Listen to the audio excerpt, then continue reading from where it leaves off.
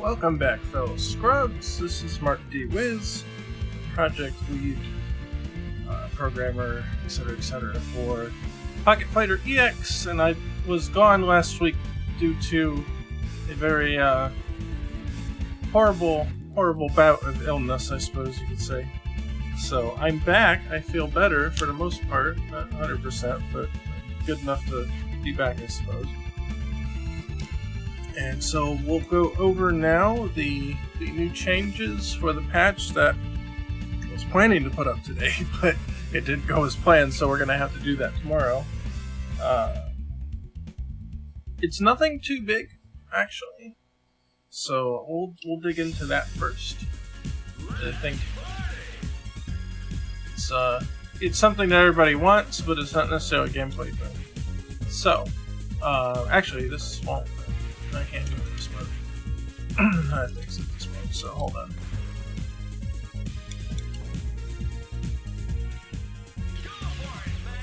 Yeah, let's get all the way up back to the page right now. Then,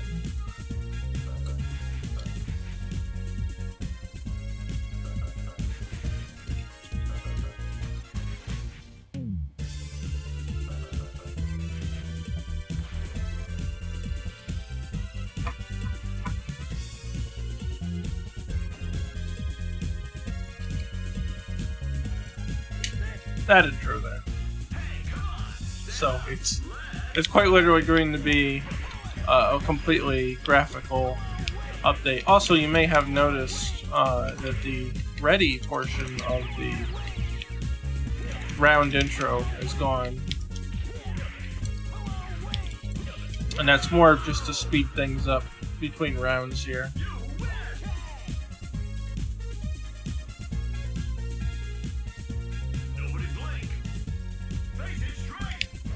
So you see, it would normally be like round one ready, go, but that's not, it's not the case.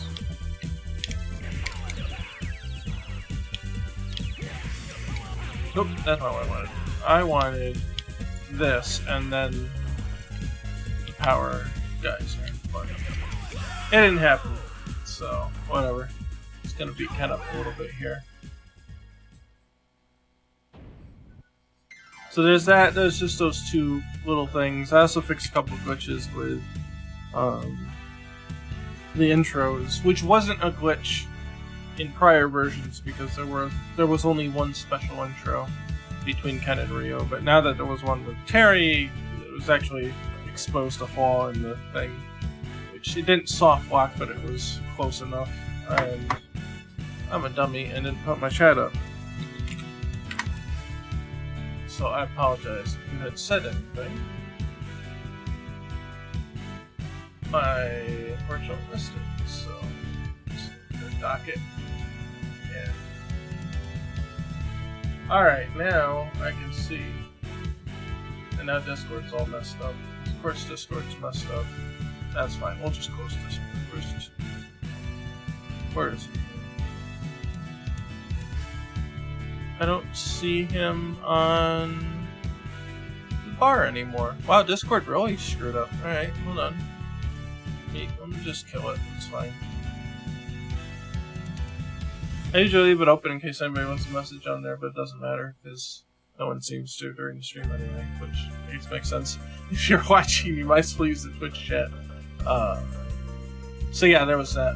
So, what I wanted to work on today, if I can get it all done, since I pushed back the patch till tomorrow, I'd like to get the layering in this stage done. So right now it's just a solid background. I mean, there's animated, elements to it, but I think it would really benefit this stage to have the layering kind of stuff that we've been doing on other stages. Since this will be the last patch, unless something stupid major gets exposed, this will be the last patch for quite a while, because we have to get into the cleanup phase so that we can do good netcode. And so the thing with that is that the game will be in pretty much an unplayable state for a very long time once that process starts. So it's very imperative that if I'm going to do any kind of patch ship it's gonna have to happen now. Oh, I messed it up. I wanted to do... Well, that's sort of it. I kind of messed it up. I just wanted the next patch next year. It could possibly be. If everything goes smoothly, to be honest, it could be out in December, late December. But I don't expect it to go smooth, so it probably will be a January thing. And I do have, of course I closed it. I do have a roadmap thing I'm working on. Let's open Photoshop. Oh, Photoshop is open. Okay. Hold on. Let me find.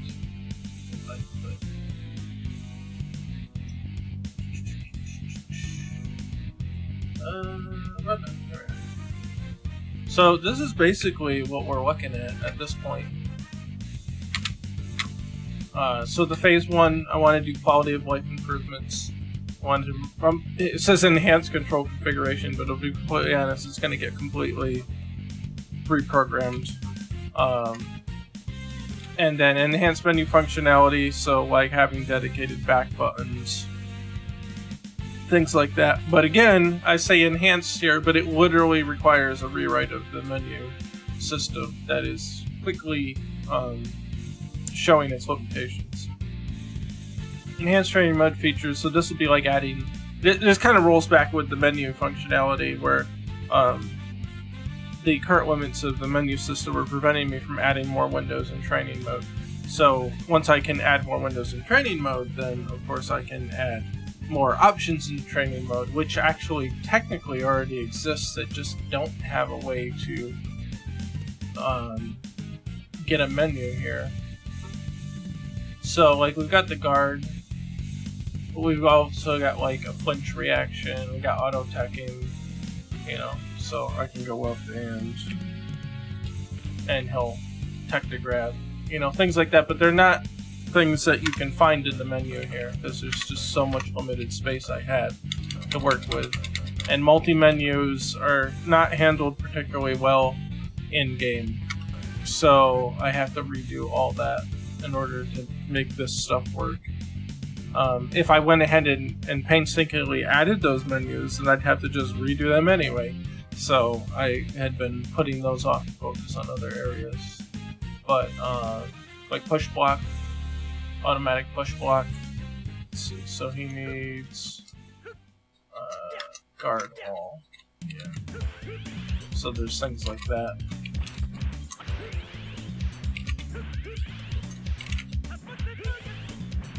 So you can test that. Like the quick rise is set to random right now, but I do have, you know, neutral forward back roll, quick or normal or random, and you'd be able to set that stuff. I can test counter hits by treating. Oh, he's guarding everything, I guess. There. So everything you can, just like, you know, like Street Fighter V has the same kind of stuff. You can check, you know, stuff based on counter hits.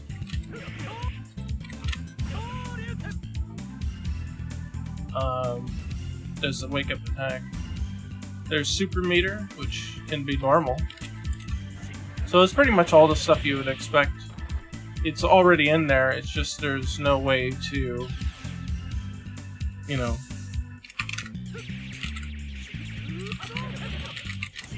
so you can have infinite, you know, the typical stuff.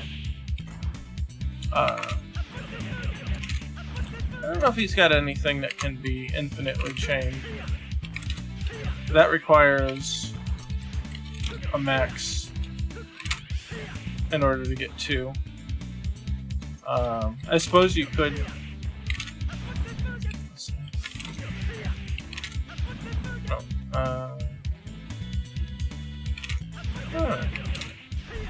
No, couldn't do that. Ken probably has shit that he'd be able to do infinitely, but not Ryu. Ryu's a bit more tame in that regard. Well, either way, I'll change it back to the church. stun mode, like no stun, which is something that everybody wants. As you can see, there's no stun being accumulated. Or stun on the next move. That can also be helpful. So there's that kind of stuff. Hitbox we've already got. I think all the rest of the stuff's already there.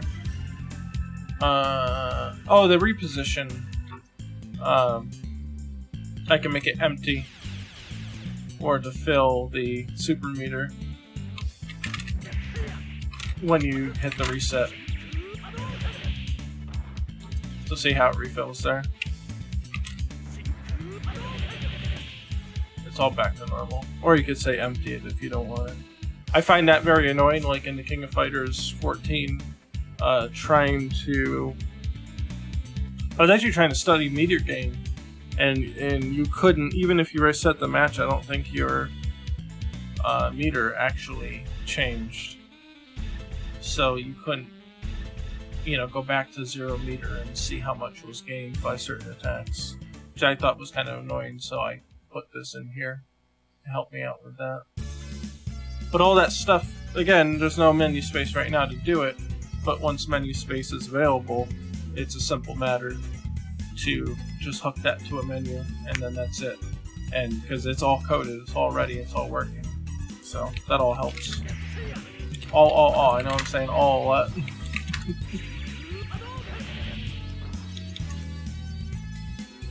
So there is that, that's coming up in the roadmap. And then, so optimization is a big thing, and this is what's going to break the game for like a long time. Well, that and also ripping the menu system up. So the optimization thing is pretty much just cleaning up all the background code. It has to be as fast as possible, because when you're doing, especially rollback netcode, you need to be able to resimulate. You need to go back in time and then try to catch back up in time. And the way to do that is to save state every frame that you're doing. Or no, would you go back? I guess, well, you could do it a few ways. Typically, I guess we're going to pull out the paint so that I can visually draw this. Yeah, I guess there's 2 ways to do this. I think it makes sense to do it every frame, but you don't have to. So, what I mean is, so here's our localized timeline, and what I mean by that, like we're already in the match, and this is the last frame since any sort of rollback or syncing has occurred.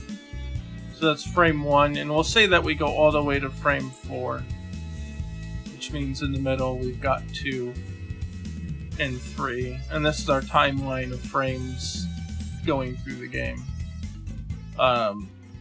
The way that rollback kind of stuff works is that it's like, okay, you've got your input for these frames, and your opponent has their input for these frames, and so between 1 and 4, the opponent sends their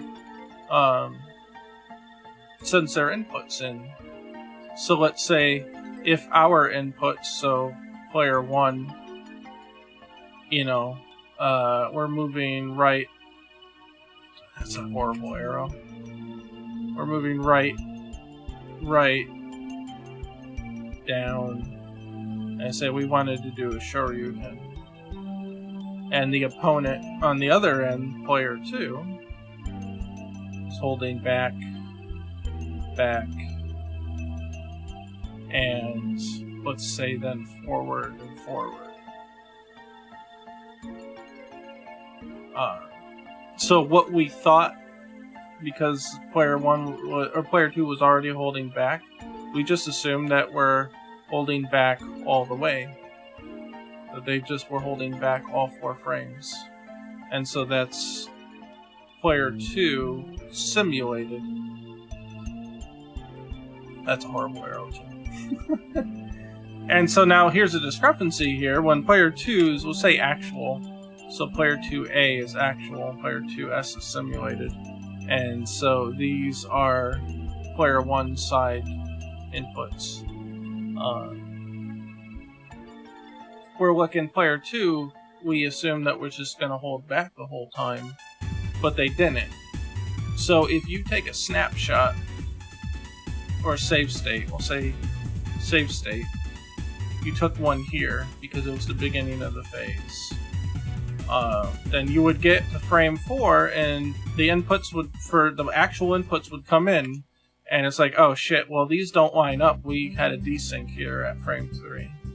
So what you would have to do is go rewind the game back to frame 1, and then run the actual inputs through till you get all the way to frame 4 again. Now this happens in the span of one frame. This is a resyncing method. This happens 4 times. You get 4 updates inside of that one frame. In actuality, you probably will get 5. It depends on how the order operations works, because then you're moving on to the next frame, and then you need to continue. But that's outside of... that's the future at this point. So we're concerned about what happens on frame 4. So here's the thing. We had to go back 4 frames to the last save state, and then rerun all these new inputs, the verified, confirmed inputs, to get back to frame 4, and then we move on to frame 5. So here's the thing: if you do save states on every frame, then all of a sudden we can detect that, well, the desync started at frame 3, so let's only go back to frame 2. Save state on frame 2, and run, or actually, yeah, you load this state, and then you only need to resimulate frame 3 and 4, and now you're back up to speed. As far as I'm aware, that's how the rollback type netcode works at a basic level. If you're syncing simulations with inputs. Chat says the solution is simple. Just get the time stone and predict the future. Yeah, well, that's actually a pretty good way of thinking about it. So you could make a save state once every, so many frames, or you could do it every frame. If you do it every frame, each frame will be a little more intensive, but your sync frame may not be as intensive, because say we only got 2 here instead of doing all 3. So if we only had a save state for the first one, well then we've got to load this state and then run state 2 or frame 2, frame 3, frame 4. So we saved an entire frame of sync. Or you could say we do them on all frames and only frame 4 was bad. Well then you load frame 3 and go to frame 4 and run the new inputs. And so you saved 2 frames of updates to do that. So that's a way to do that. Now here's where the optimization comes in. The save state and the resimulation of frames like 2, 3, and 4, those operations get bigger and bulkier the less efficient your game is. So now we have to go through the whole process, everything, like how the game checks inputs, checks collisions, deals with collisions, optimizations, and figuring out what collisions are not good, that kind of stuff. And there's some jank code in there that's kind of like, well, it works. It's good enough, it works for now, but I knew at some point that this would have to take place, so that's what's going to take place. And this would probably take a long time to do, because there's also other things I want to clean up along the way while I'm digging through that. So it's it'll be exploratory surgery for some parts of the game, and the game will just be better for it, because if you have to run 4 updates in one frame, like, that's a heavy operation, and you can't. You're basically running the game at 4 4 times the weight that it normally is, and it can't skip a beat. It can't even drop a frame when it does that.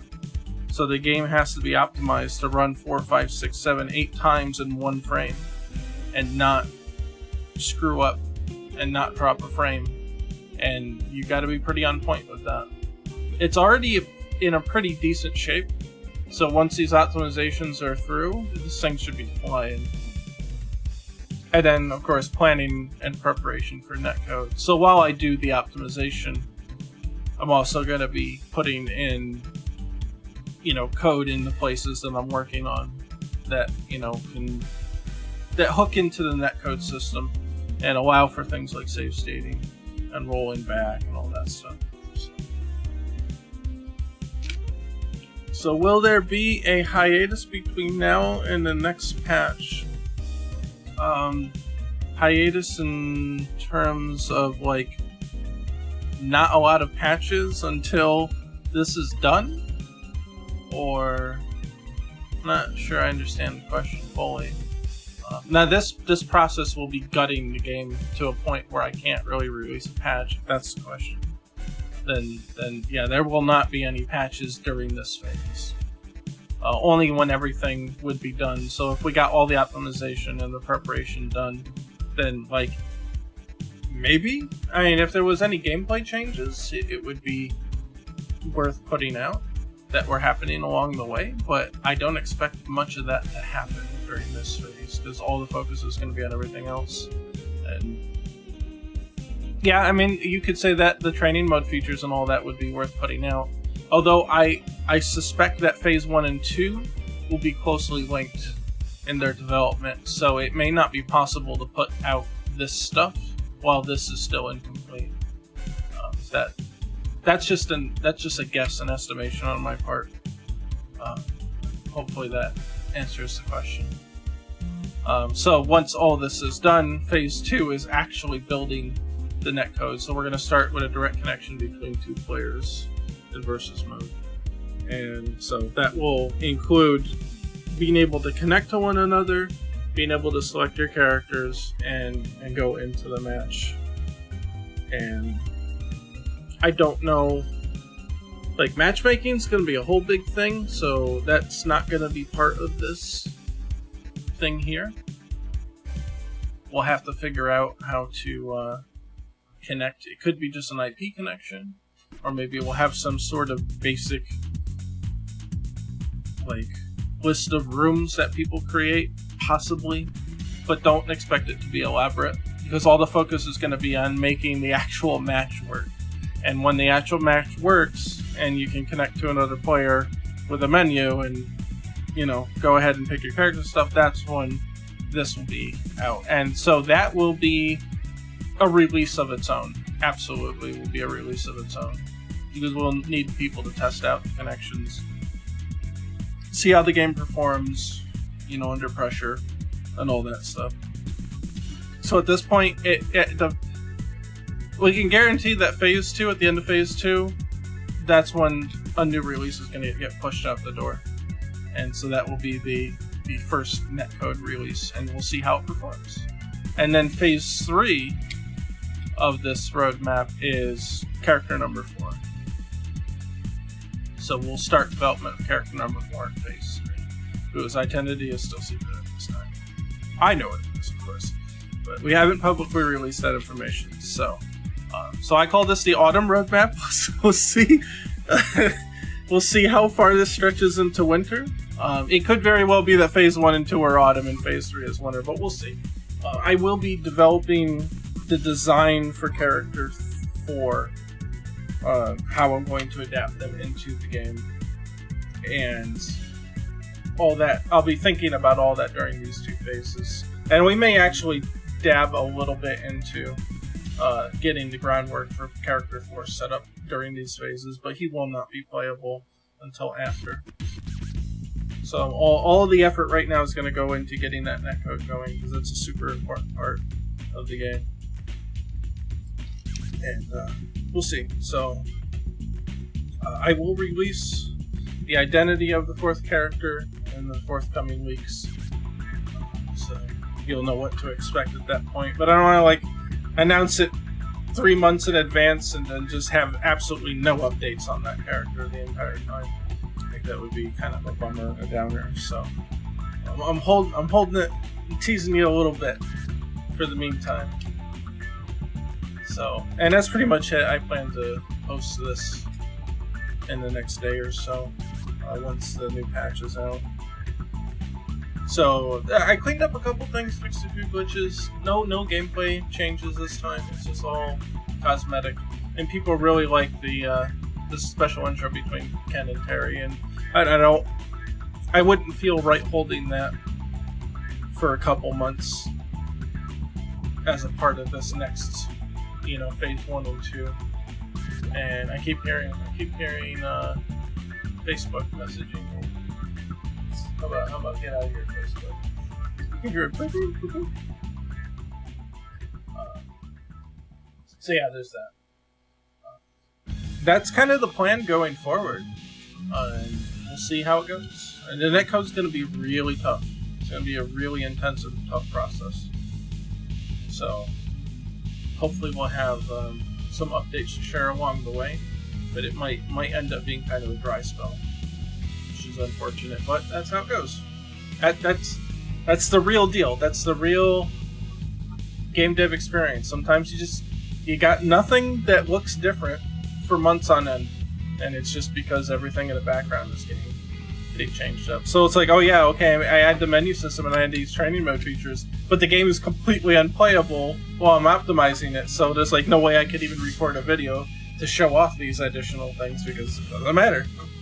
The whole game just doesn't work, So there's spots in development that are like that, and I've been intentionally avoiding that kind of stuff just to make the project more interesting and to be able to put out more updates. But that does actually slow the process down a little bit too. And same thing with like the streaming. I schedule out what I work on so that I make sure I have something interesting to show on stream. Otherwise, I'd be sitting here and be like, well, the game doesn't compile, so we're gonna figure out where all these bugs are. It's like, okay, that's not really all that interesting. So, and that also slows the process down a little bit. I have to be mindful of that, where under normal development, you just go. You just keep going, and you blast everything out as it comes your way.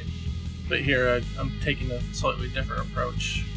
Although, to be honest, because it's a fighting game, there's a bit of leniency on that. There's a lot of stuff you can show during fighting game development. I think that a lot of other games just don't have that luxury. So, mumble streamer? Am I mumbling? Uh-oh. Am I low or something? Oh, when the interesting stuff doesn't happen? Yeah, because you're sitting there, you're like, oh shit, what? Alright, now what the hell is going on here? And yeah, you're looking. And I'll just open this one. I'll pretend mumble. And here it goes. Yeah, because I'm just gonna be sitting here looking and reading and being like, okay, well, man, this one's here. That's here. This is here. Okay, then we're down here. Yeah. So then it's just shitty, and that's not entertaining. There's nothing cool to look at there, so it is what it is. That's all the shit I do off stream. All the boring shit, or I try to at least. So, yeah, I guess that pretty much gives you an idea of where I'm headed. And obviously I'll keep everybody updated on the progress it goes through. It just may not be visually orientated updates. It'll just be kind of like, yeah, I'm alive, I'm still here, and yeah, it's going okay. We're doing stuff. So that is what it is, and the streams will be just kind of what they are. I do have like other stuff to work on streams that are not, priority. Like we've got like what we're going to be doing in a minute here with stage work.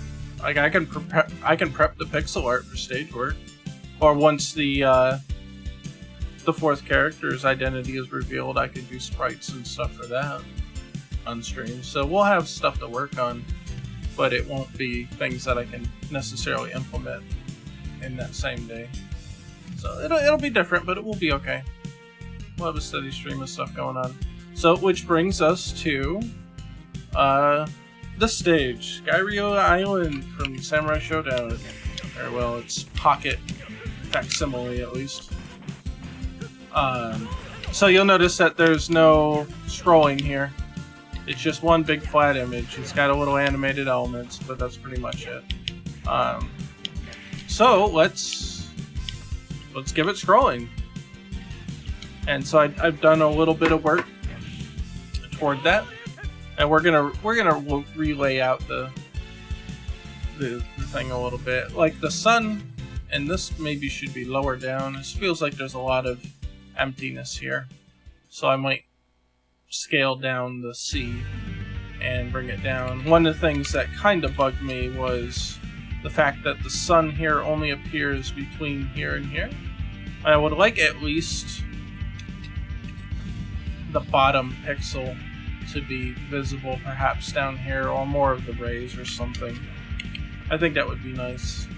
I'm also considering making the rays flicker to give it a little more energy maybe to it. I don't know, we'll see. It could draw too much attention to itself, but again, this is also moving. This is shining, so why shouldn't the sun also shine in a similar fashion? Is my thought. So we'll see if it works out. I've already cut up some of the graphics and put them into the new template, and we'll be working on that. So let's get to it. I think I've separated all the elements from the original background hanging here. And let's move this a little bit out of the way. So we have to reorder these. Obviously this part's cut out for the animated bits here. So a couple things that I want to do is, one, the floor here. Because I want to bring everything down a bit, the floor is going to have to come down.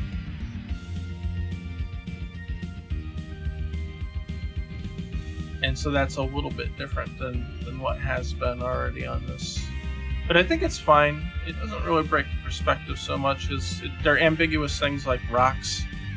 So, you know, whatever on that. And then we can bring this down. Right now the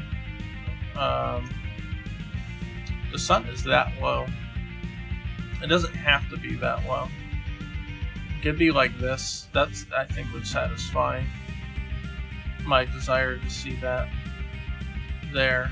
And so that means that this little wave pattern's got to go up. And so this will be scrolling very slowly, so I'm not concerned about this part here not lining up, because I don't think you'll even see it, especially with, like, you know, these ones moving in the intermediate area. So let's draw the, actually the sea. Yeah, that's okay. Yeah, no. Let's put that under the far sea. That way we can kind of adjust here and move it up without it being an issue. Actually, in fact, let's put it all the way to the bottom so we can put it underneath here. So we can take it as closer as far as we need. That seems to be alright. We'll move and align it here, and I'm gonna make the floor invisible here for a minute. We need to extend the coloring here. So let's select out this area, and we want to fill it in. Oh, here we go. And we'll fill it in with the darkest color. And there we go. And that gives us a little bit of extra leeway here, because before it was showing blank pixels in some of the crevices.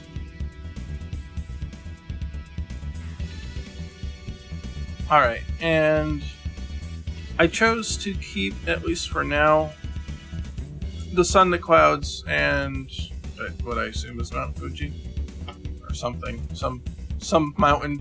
in the background. Yeah, it's probably Mount Fuji, not only because of the snow cap thing, but they typically show the sun beaming down near it. That's a very typical depiction of Mount Fuji. So I assume that's what this is.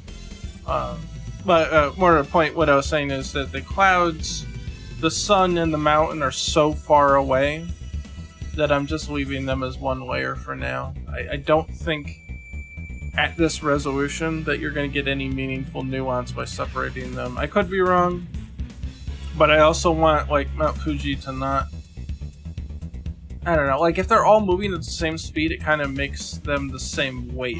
And so Mount Fuji is a very important figure. And so it should have the same weight as the sky in some ways. You know, we're not rotating anything, so that's how I feel about it. And we'll see how it plays out. One thing I do want to do here, though, is I don't like this line here. I think it kind of demarcates the sea too roughly. So, like, over here doesn't have it, and I think this was the part where Anim Pocket extended the background. But I think the same process should be done to the rest of it. So let's get rid of the axis and the HUD for now. So this is okay here, but once you get down here, I feel like it should be back to being bright.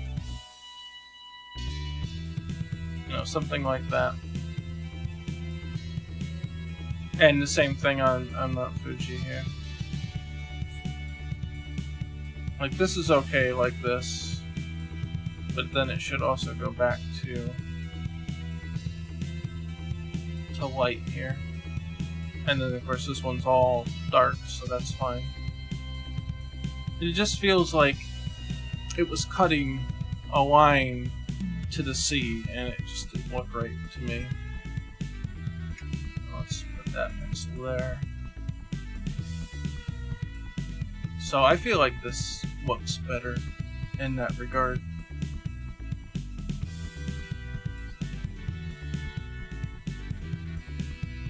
We may have to fill in some stuff here, so if I take the cliffs out, you can see that there was stuff here. In fact, actually, let's just, at least for now,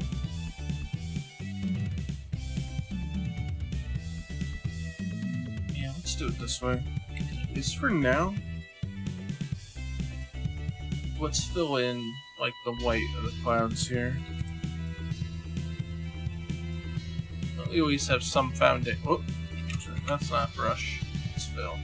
We have at least some foundation for, you know, what would be in the middle here at this point. Yeah, so go back to fill. Fill that in. It's a happy little cloud, right?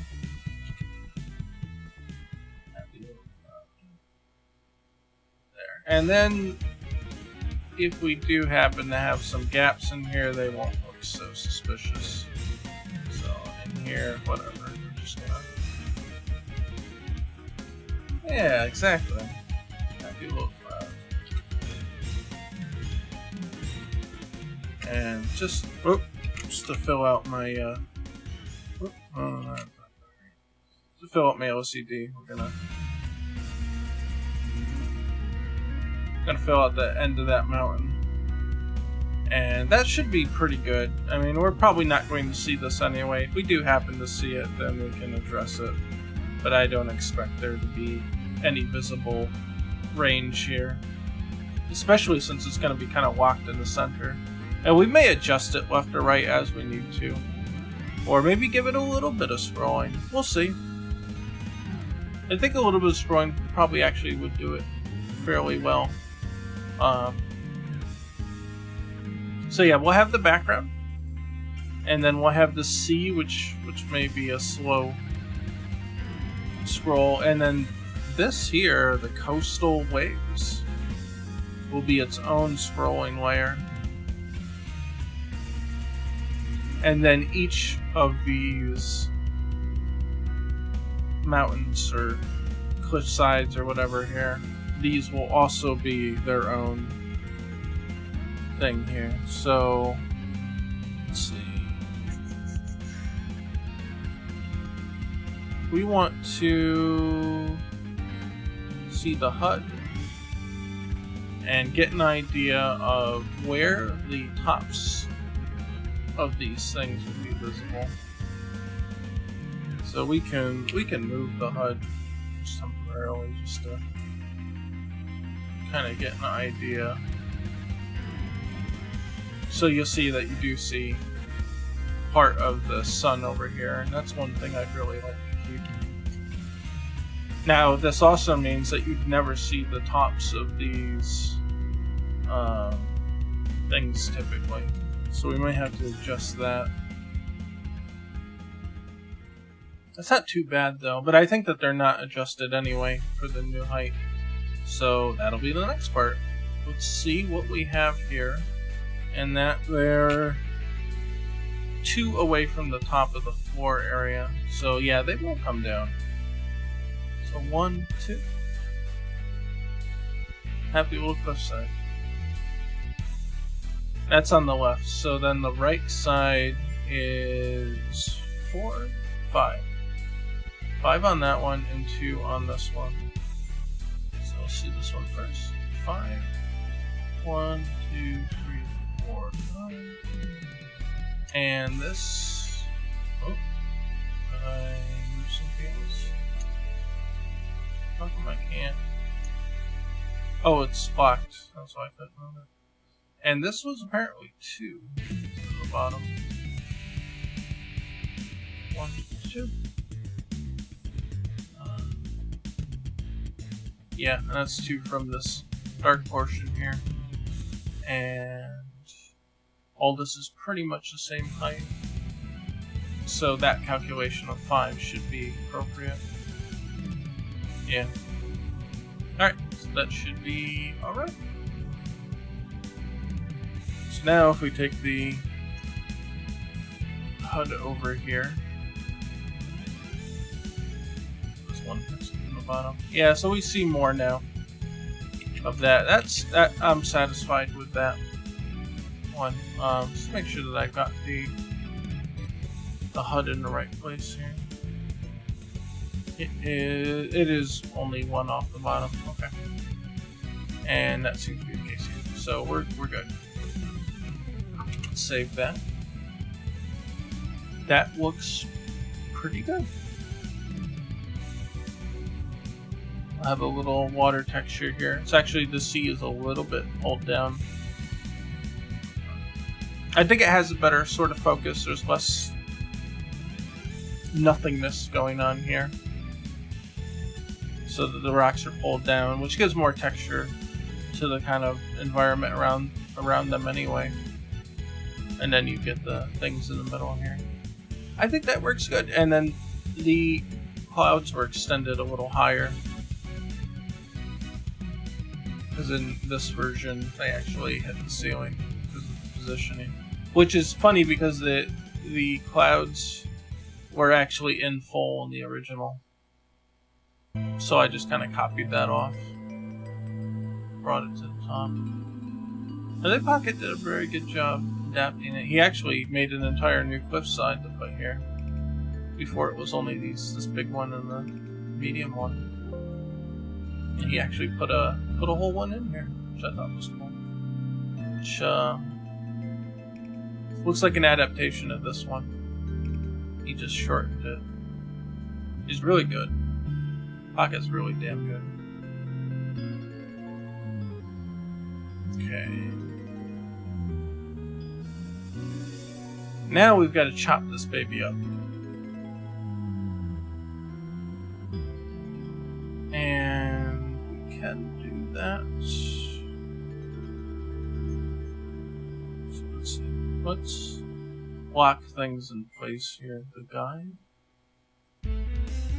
Oh, that was the original version of it. I was using that to align stuff, so we don't need that anymore.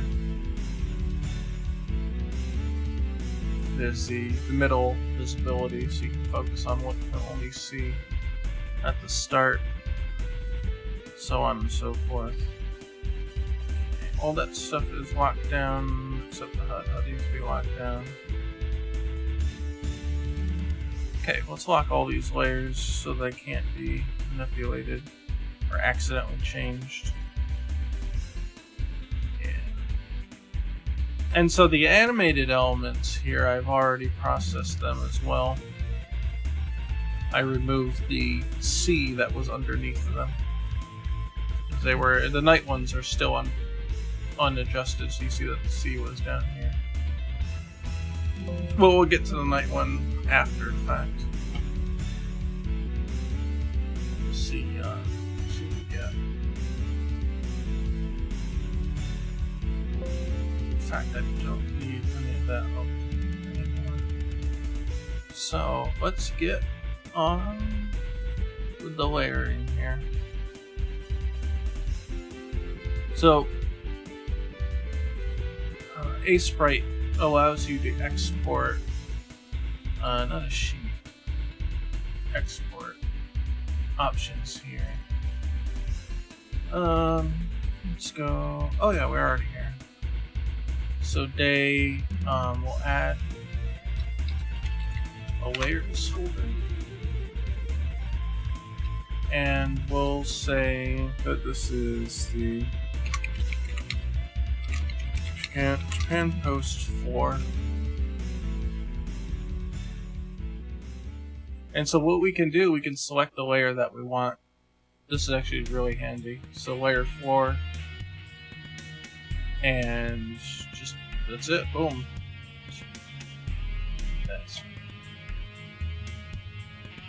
And we should see, let's do a refresh here, should see layer 4. And we'll cut out all the dead space here in a minute. We just want to get everything exported.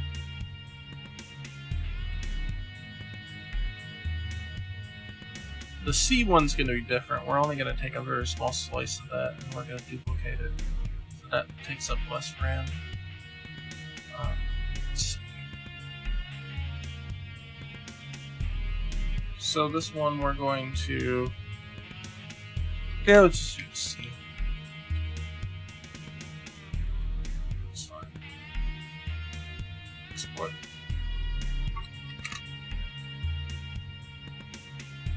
Do left cliffs.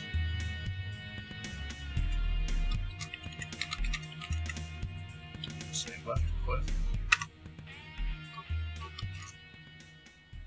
And we'll do right cliff. Call that right cliff A.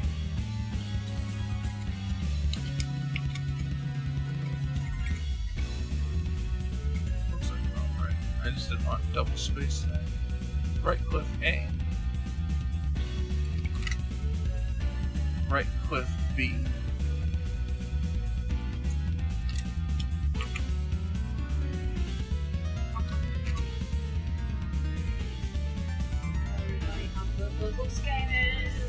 Oh, Amber got the Untitled Goose Game, and she's loving it. Yeah, honk honk. You get a dedicated honk button, and you also get a dedicated asshole pose button. So like when geese are being assholes and they spread their wings and they're all trying to be intimidating, and they're like, "Fuck you." I'm asserting dominance. Yeah, like there's a dedicated button for that. I don't think it does anything. It just makes you spread your wings and look like an asshole, and I love it. It's great. No, you can use it to frighten this one little nerd in the village. Oh, you do? He looks like a fucking Mark Jr. He's got glasses, and he's just all, And when he spreads his wings, he gets scared of them? Yeah, he freaks out, runs and hides in a Oh, that's great. booth. I gotta do that later. That's great.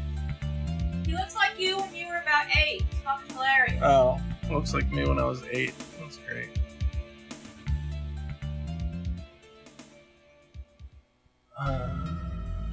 Far back. So Japan coast. Far back. Export. And far C. I'm gonna say Yeah, that's fine. It's understandable. I think that's it, right? And I might separate the sun, but I'm not 100% sure yet. In fact, what I might do is only separate the rays from the sun. Yeah? Yeah. Yeah, you can swipe that. That's what I cooked the fish in. You can save the oil if you can for me. If there's something to put it in. If not, then whatever, it's fine.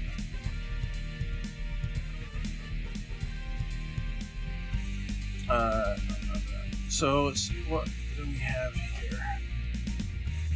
Got the far back. Oh, you know what I should do? I'll just re-export that, but the left cliff here won't make that invisible. Far back. Make it editable. I didn't seal up the area here with white. So just like that.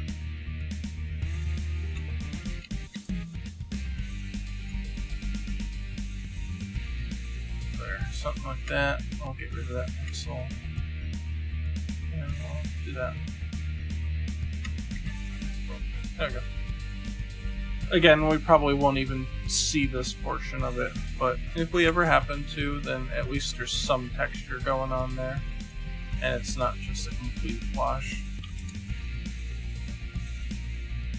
Okay, we'll whack that layer back down, and we will...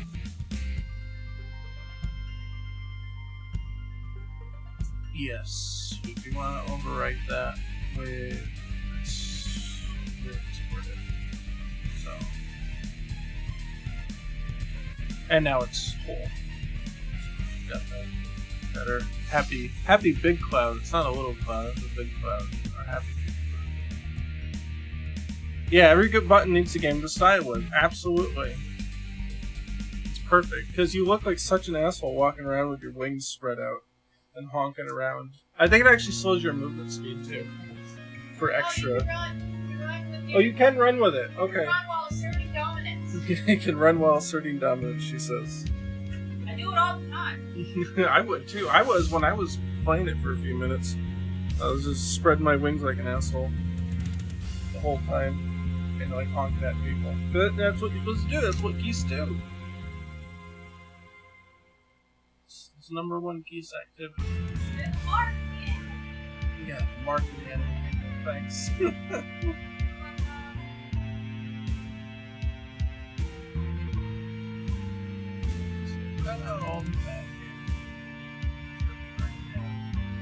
I'll be honest, I kind of wish that they had the ability to do this with Explorer, which I don't think it's there.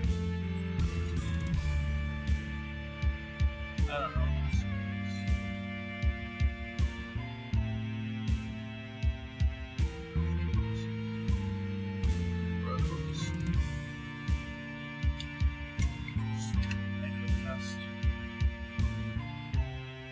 See what happens.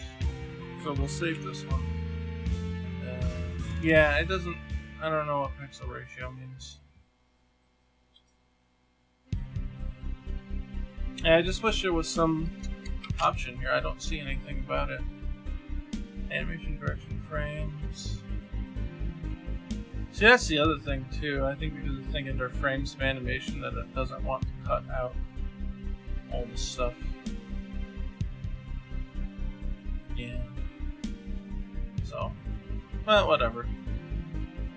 It is what it is. It's not too much trouble to strip them down, but it would get annoying if I have to keep editing in it and doing it over and over.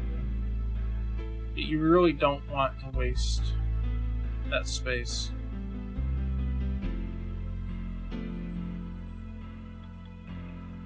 It really comes down to how much RAM is taken up, and you also have to be cognizant of how the game actually renders. So there's pros and cons to certain things. So finish this one, and I'll go back to the other one to explain. So here, you could argue, oh, you could cut out the space here and save space, right? And yeah, you could. You could split these into two different images. But in this case, I choose not to. And the reason for that is the way that things render. Rendering two separate images takes more time than rendering an image even larger than the two combined together, in which case this would be larger. The process actually takes less time to render. So in this case, I'm making the technical decision to not remove this, causing these to be two separate images, because it will actually slow rendering down of this particular part of the background. So the small amount of space actually saved here actually saves you time in processing, where like this one had a huge amount of space. Like, look at this, like all this, like there's no reason to have this, it's just waste. So we'll do it in order here.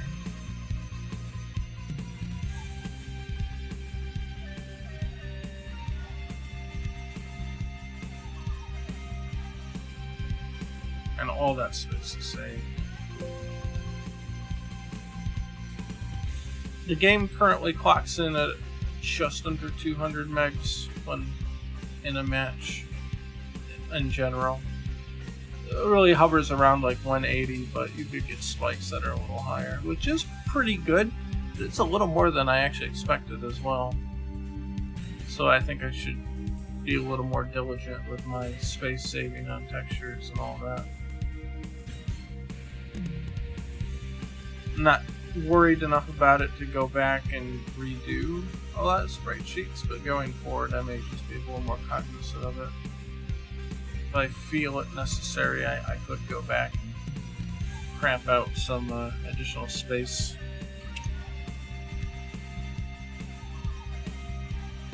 Oh, and then the C here, so this one is a repeating pattern for the whole thing. It's just 2 rows of pixels over and over and over. So what I'm going to do is literally just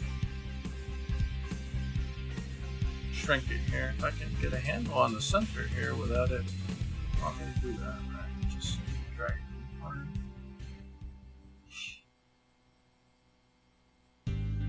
And this doesn't have to be that high. We really only witnessed a few rows below. And that's it. So we're just going to save all that space, and we can tell it to tile that pattern across, which should also still render with this one image for the whole process of rendering the pattern that's been extended. And so we have our cake and eat it too in that regard. Alright, now we'll be importing all this stuff in, and this structure of the stage is going to be completely different from what we've got normally. Here's the stage file.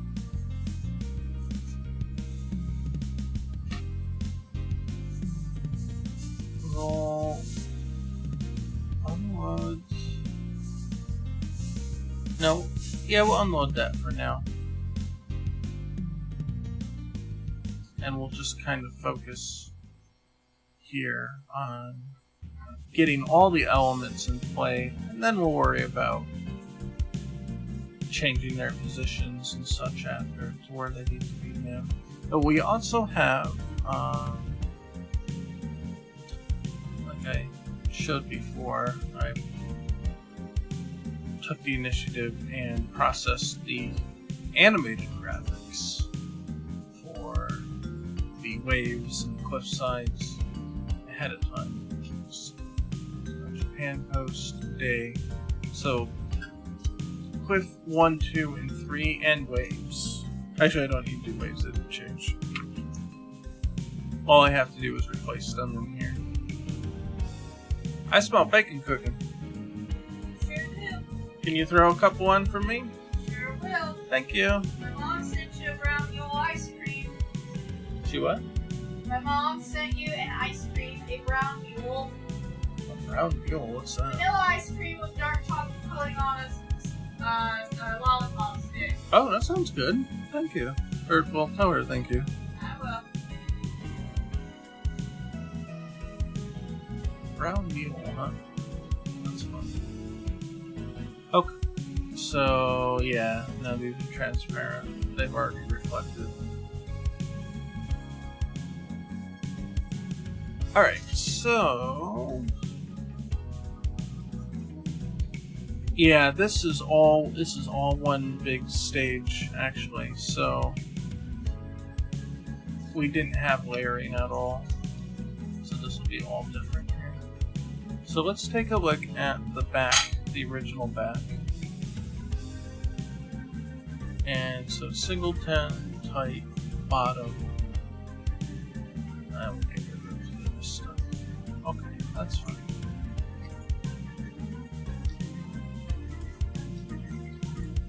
Let's make sure that we've got all the relevant files. Okay. So singleton, full rect, bottom. Don't generate business.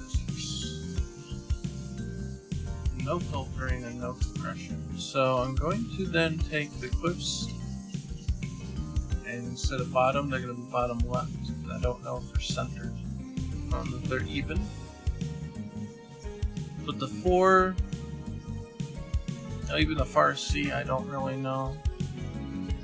So sorry. Well, we can tell actually here. So 276, yes, that is even. 210 is even. 448 is even. And these don't really matter because they gotta be positioned separately anyway. Here, this is technically even, so I guess we'll just leave that way. Actually, you know what? I'm not going to. I'm going to do bottom left, and that's because the size, when fully expanded, may not be even, and that could cause issues. I think we're, yeah, like that. And the 4 is even. Perfect. Looks like we're okay. And so this is the original back, and we're just going to delete that. We don't need that anymore.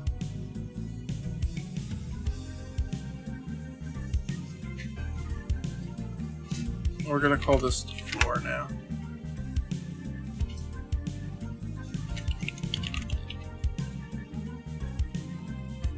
There she is.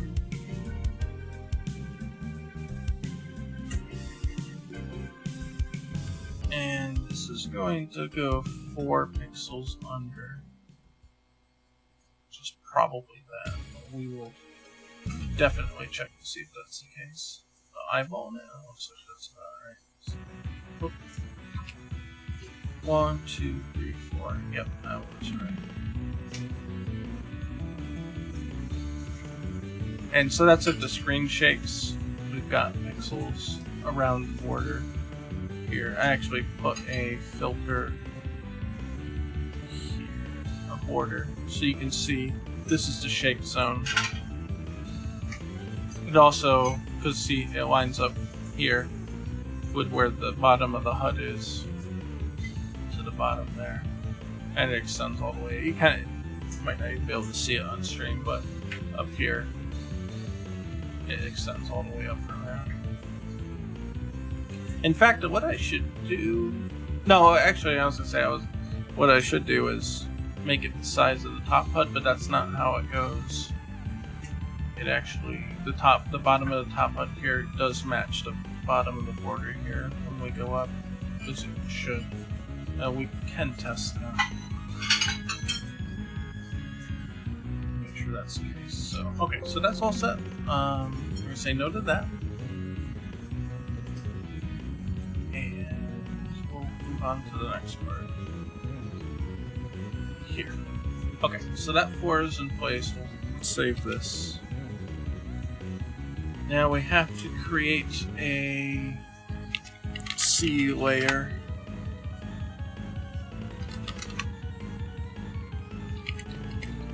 parallax layer controller, and we need to parallax layer system, which we will load them on camera. Set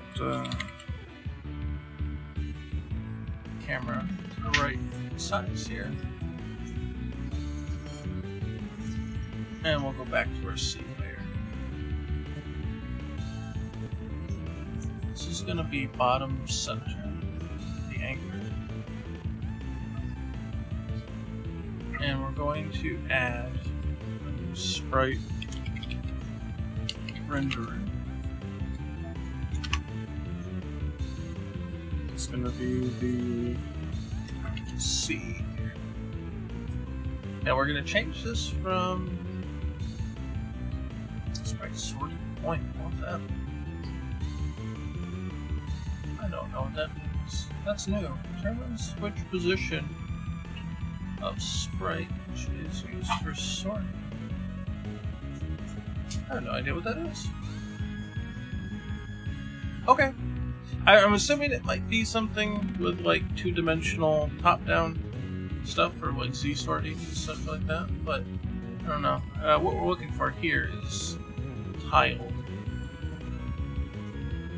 So we want to make this bigger, as you can would have seen.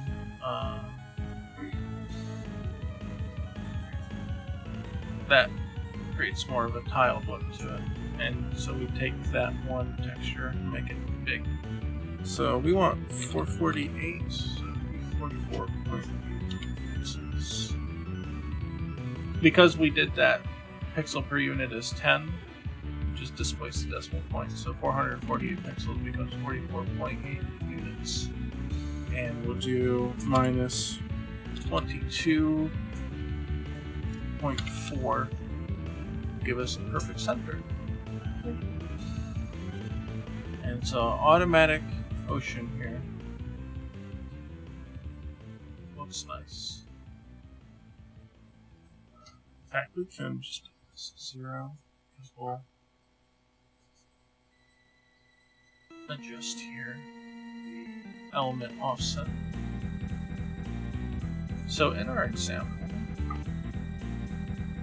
this happens to be aligned so that in this little divot before the raised section, this last line of differing is flush with that. We'll use that as our alignment here. So let's move this up, and it's this. This has to be flush with that.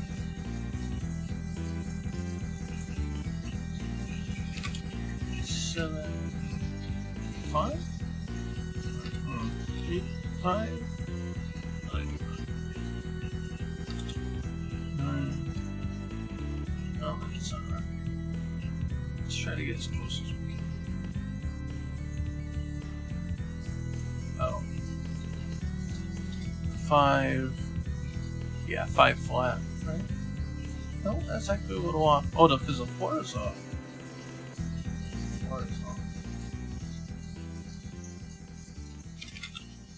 There we go. Now that the 4 is correct. I must have just eyeballed it like an idiot.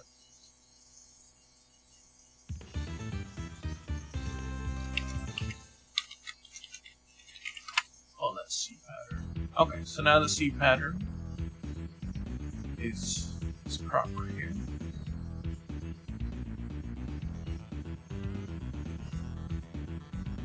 Just tell players to download more RAM? Yeah, right. And part of that is now this the save stating in the game doesn't get affected by this, but just the overall RAM of the thing, the lower RAM, the more efficient it is, the faster it will run. And also the lower the specs are, so like, and I'm bracing this take this with a huge grain of salt, but if we ever actually would make an Android version or another operating system version, or say, because I get this a lot too, but asking about the Raspberry Pi, which I'm not really sure is feasible with Unity games. I get mixed answers on that. But because they're such low-spec systems, you know, you want to make sure that the RAM usage is as minimal as possible so that those are even a possibility. And again, take it with a grain of salt. I'm not saying that I'm going to make a Raspberry Pi or whatever, but if that is to even be on the table, it has to be as clean and as slick as possible to run, and that takes optimization. And that's what the whole, like doing this pattern thing, that's what all that's about. Take a giant bitmap and then just crunch it on down. Okay, so theoretically, move the camera here. Yeah, it just moves with the camera. That's fine for now. I'm honestly not even sure that I want that sea layer to move. But we'll see. We'll see what it looks like. It's just all going to come down to how it looks. Cliff 4. Okay, got 4. So Cliff 1.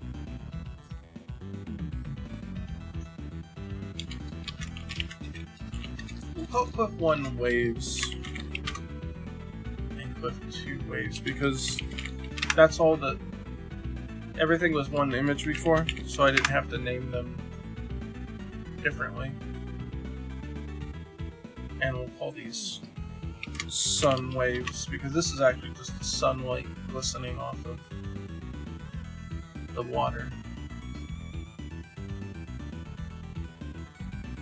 Okay, so we've got the sea layer, and we're gonna have the coastal waves layer, and that's going to include the sun waves. But it's also, oh yeah, I have to make sure that all these are using the right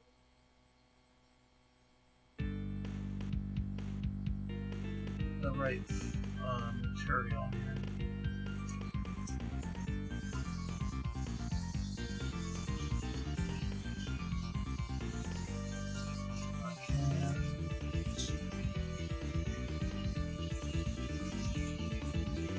Materials. I started using this one, I'm switching everything over to this.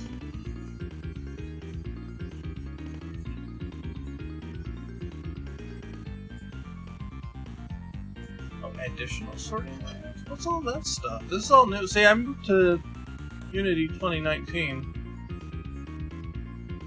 So I'm on 2019.2.6 F1. Which a few changes had to be made for that. And that's alright, there's nothing wrong with that in particular. But yeah, there's additional settings here that I didn't have to have before. Oh, okay. Additional settings, sorting layer. Okay, that's normal. That's normal. Actually, in this case, this also has to stage background.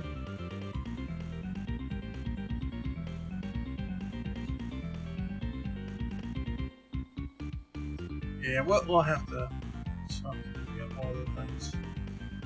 I'm gonna say that the 4 is a 10. The sea layer is gonna be a 1. It's gotta be really far back. These dudes are gonna be like 5s. The sun waves is gonna be, let's say,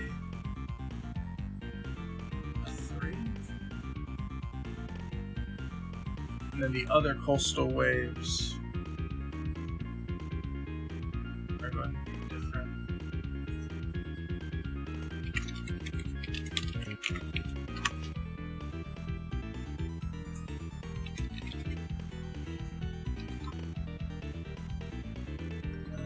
Let's say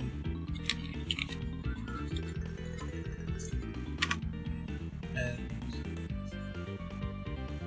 material here is going to be, where is it?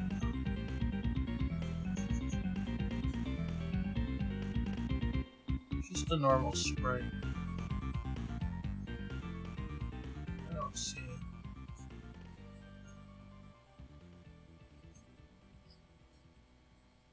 Oh, here it is.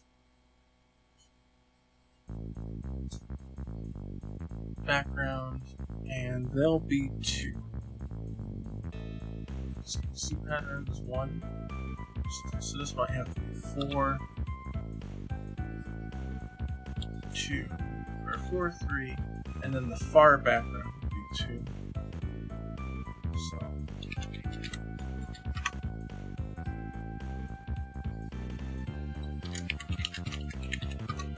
far back.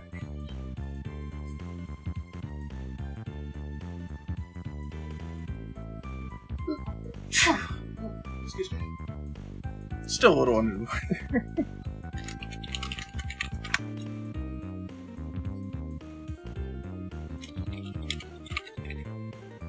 Sprite renderer. Put our new sprite in there. And far back. Oh, I didn't.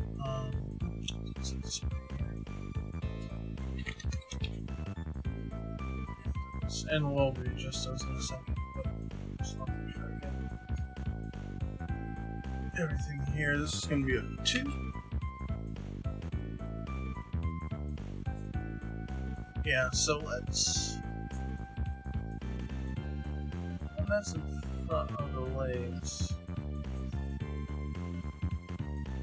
Legs is a 4. Shouldn't that be higher though? 40?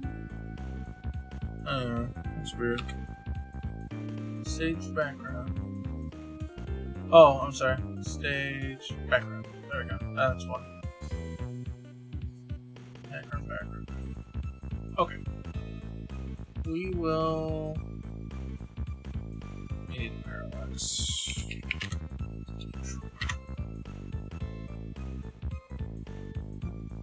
Alright, we will say. See, that's on 0. It's going to be 0, 0, 0. We're going to take this one and just move it out of the way.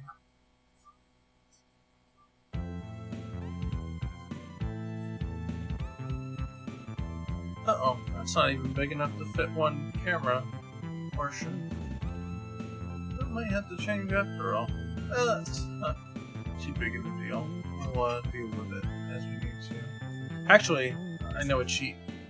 I know how we can cheat this. So the sun waves is going to have to go to the left. No, let's move all this up a bit so I can better see it. Oh, this is going to be bottom center.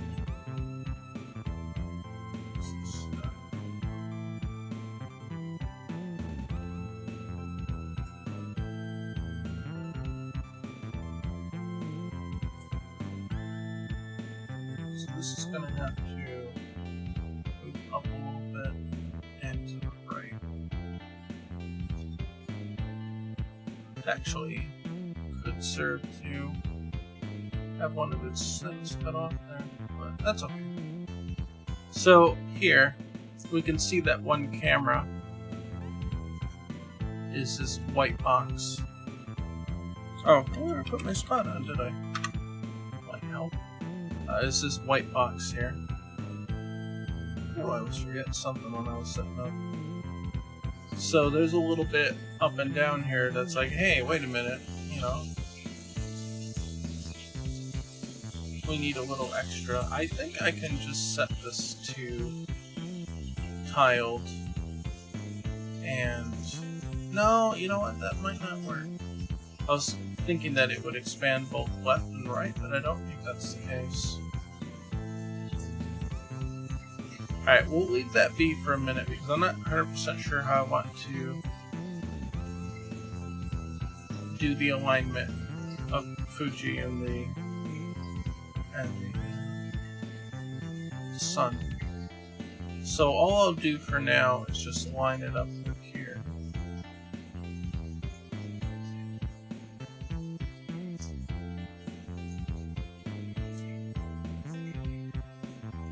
Yeah, there. So now it's flush with the ocean. And we'll get to the alignment after. Because you already see the problem here that the sun is not below, or not lined up with the ocean sparkles. So the far back layer, I'll have to center right, bottom center. Okay, make sure that's 0. Even if it was, we could still readjust it, but I feel better about it. Okay, so we'll do 5.4. Yes, so. And 0. So that works.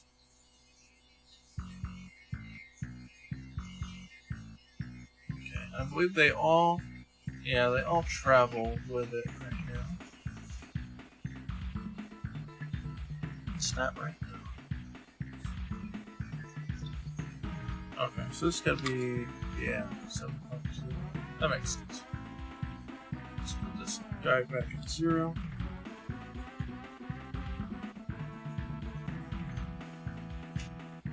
Okay, that's fine.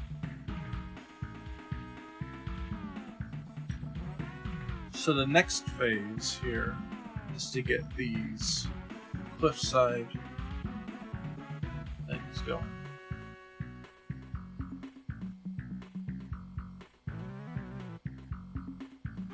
Sea layer, coastal waves, far back. Now we need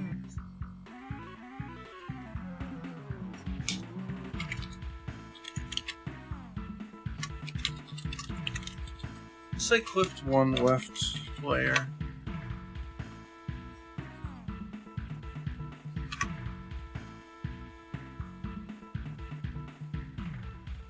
We'll make this one bottom left. So it'll be aligned to the, to the bottom left. Does that make sense? Probably be easier to adjust there. And then clip 1 waves has to go inside here. We did already adjust its order, so we need now. Did I adjust it? Yeah, I did adjust this material. Okay, so sprite renderer with the material of sprite. Stage, background, so this is 5, so this is 4.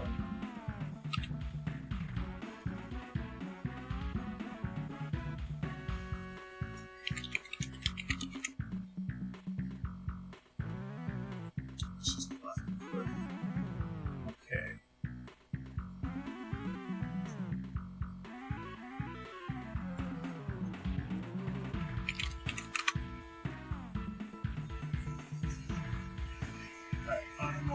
Oh, that's right. So we're going to adjust the X here based on. Yeah, I guess it'll have to be here first.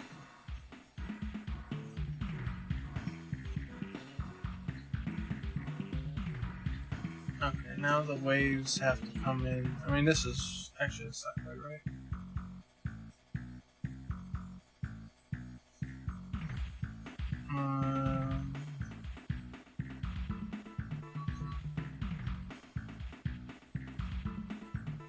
So that's 2 from the top, right? Yeah. Or 2 from the floor.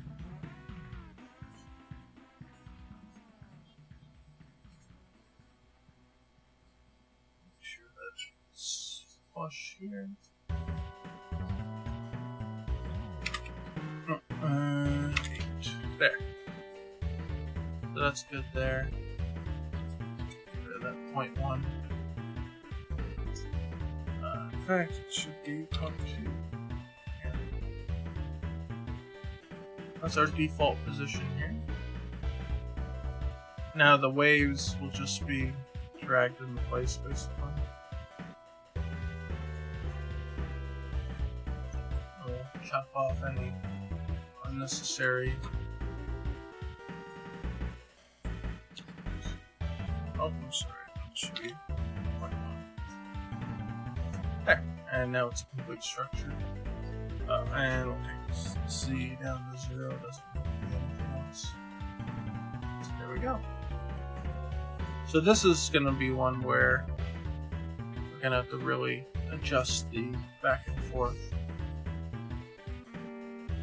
So let's start off with the far back. The scroll factor, we'll say 0.9. Is that right? Yeah, that's very low. But it moves a little bit. It's very low.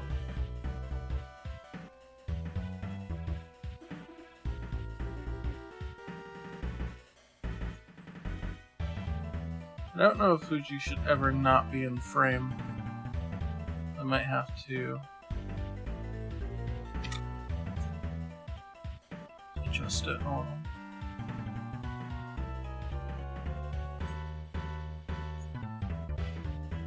And at least we get to see a little bit of him.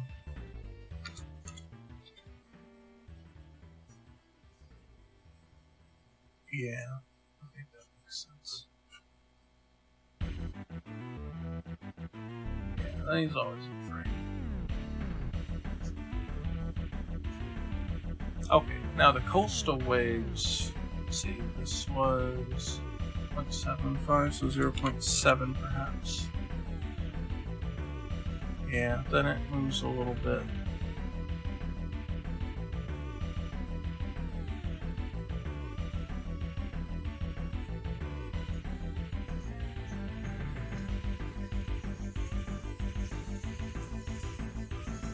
So it's not aligned in the manner that I'd like.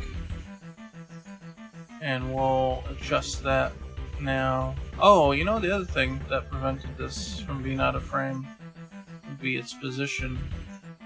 I don't have to make it actually scroll much.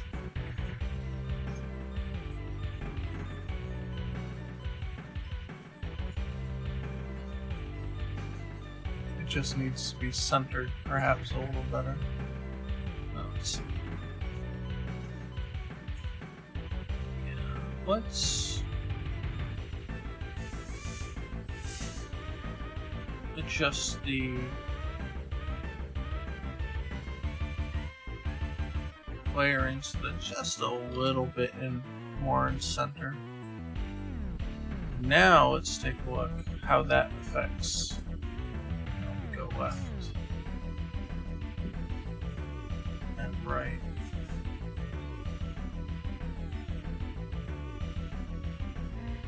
You can actually turn down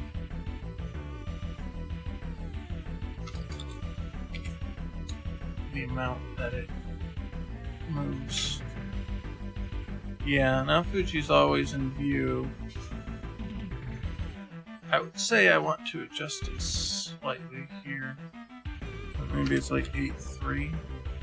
4, 5, 2, 1, 0. So at least gives you a light ray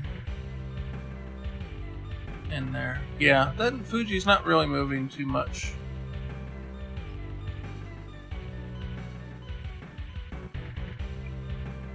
He's always got a piece of the background there. Okay, cool. Now this one.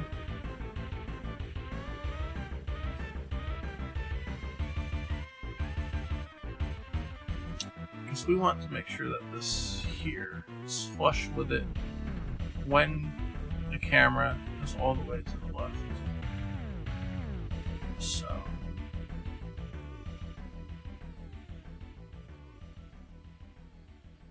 Yeah, pretty much that. What's this now? It's like negative 10.8. Yeah.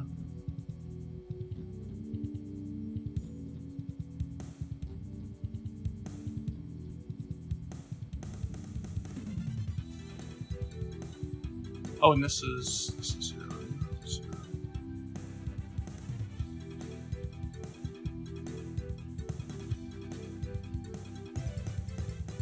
Alright, and we want, while this is at center, we want this thing to be pretty off screen, I guess.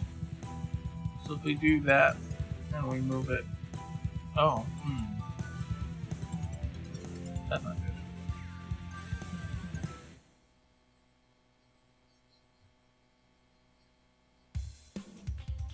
That's not good.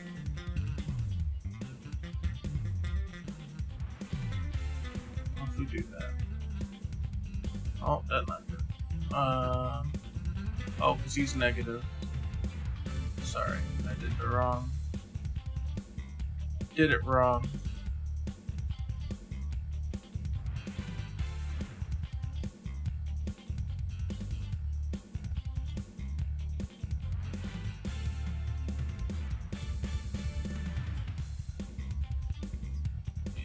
Okay, let's realign this. This is what, 10.8 to make it completely flush. Yeah. With the camera here. And now we'll align that here as a result. Just seems to be 2.1. Oh, better. Oh, wait, we gotta go farther than that. We've actually got to make him go all the way out here. So, 5. Better over than under, so we'll go with that. Yeah. And that's what we want. We want that kind of sliding effect.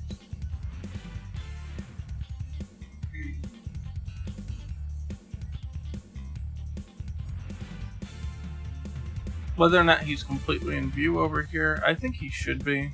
I think he should be visible from center, but just slightly.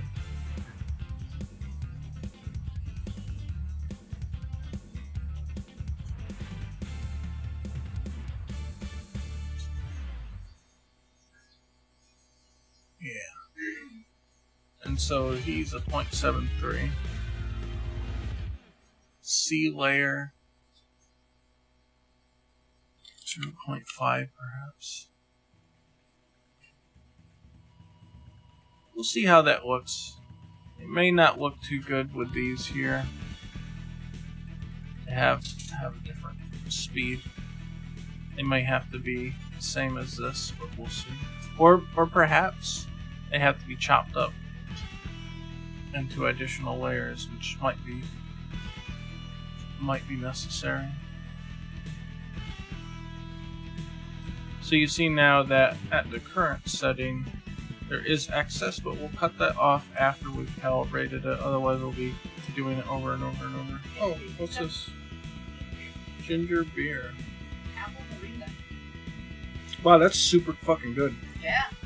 I wish I got more. I only got 2 because I didn't know what it tasted like.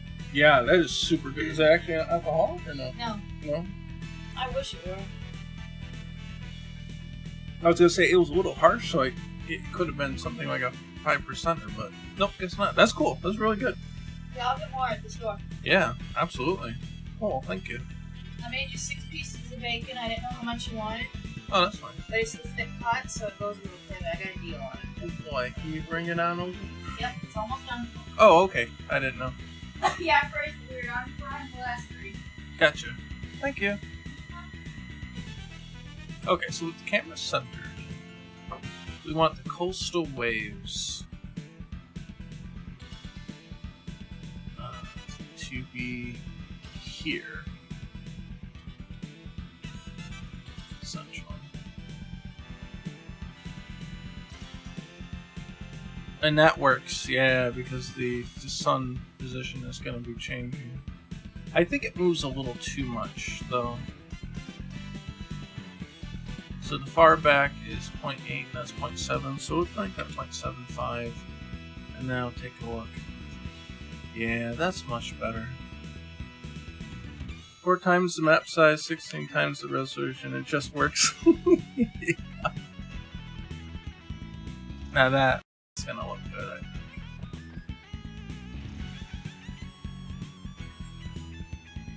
And you'll still get a little glint of animation from this point here too, when it's all the way to the right. So that's gonna be good. That's gonna be good. Yeah, you'll see the ray, and you'll get that little glint off the ocean. Oh, that's gonna be nice. I like that. I like. Okay, so save that before it blows up. I'm actually going to test it and see what it looks like currently here. Oh, close that. I don't know why the sea layer there disappeared. Oh, that might be why.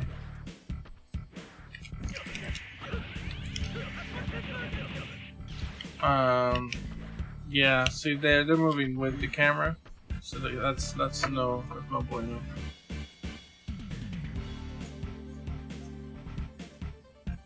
So let's load that. Unload that. I don't know why these ones disappeared though. We'll check that in a bit. Because with the mock camera, they look right.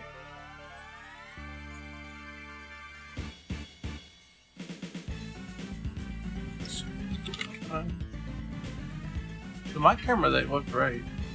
So I'm not sure what's up with that.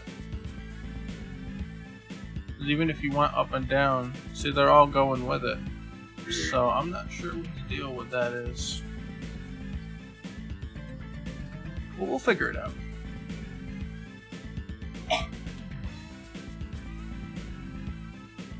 So the problem here is that all these layers. Thank you.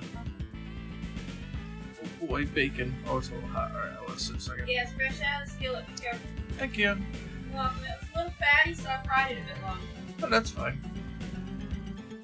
I think these are gonna have to be one. Yeah, but of course they all get moved up now.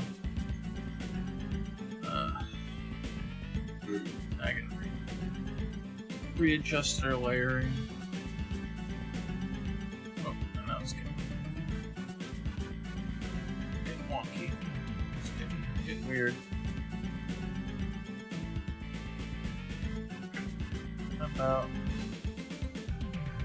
Okay, they're staying still, but this freaking debug thing is freaking the hell out. Oh, whatever. That's fine. 4.5. There, okay. Yeah. Alright, they'll have to be readjusted in their height, but they look great.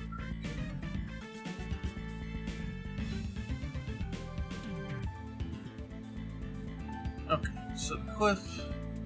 I hate when this happens.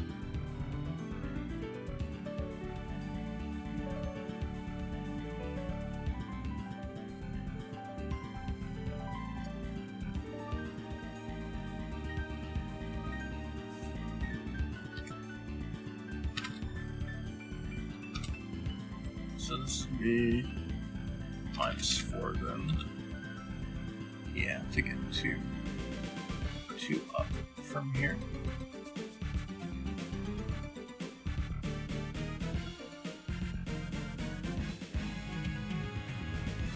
And the sea layer.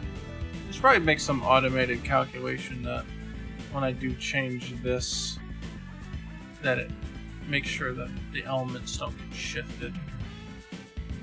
But I haven't done anything with that yet. Okay, that works right. Vertically.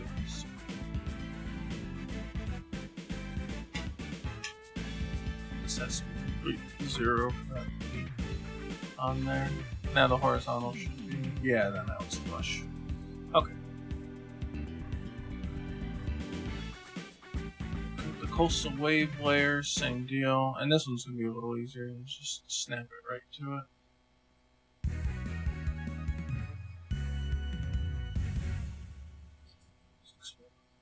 5-1. And then far back, same deal. Just having to snap down. And 5-1. That looks right? Yeah.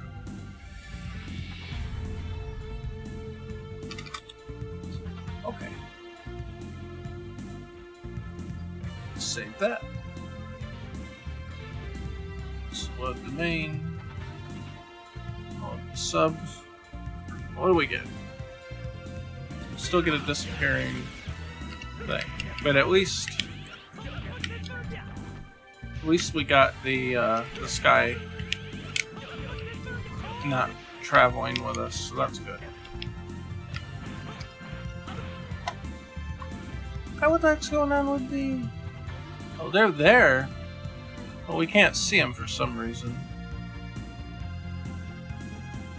I think I know why.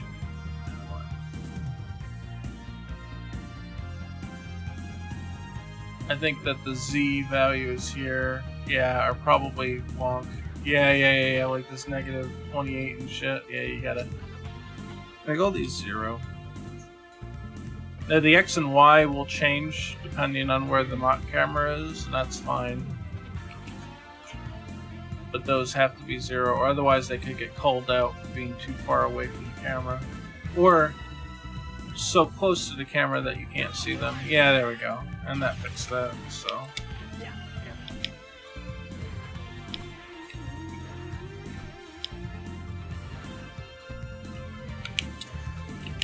I'm not sure if I like the fact that you can't see above this one under normal conditions. So it seems to slide a lot, but I don't know. Not sure how I feel about that.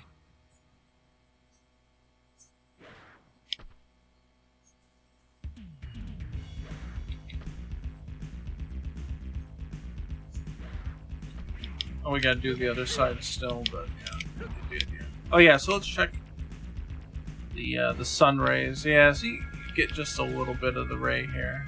You see the sparkle. I like that. And then here you get the full. That's good that it's out of the way of this, and you get the full thing and food. That's a nice angle there. You get Fuji and the sun. I like that. I think the scroll on Fuji is pretty decent.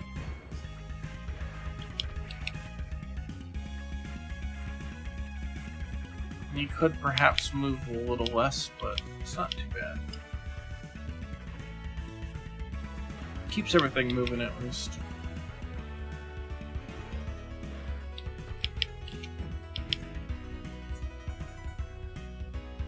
We may not have to reposition or lengthen the coastal waves either, because you notice now the right side, of course, may be a little different as we go on. The rocks on the left need to come into frame later. So you think they shouldn't be showing here?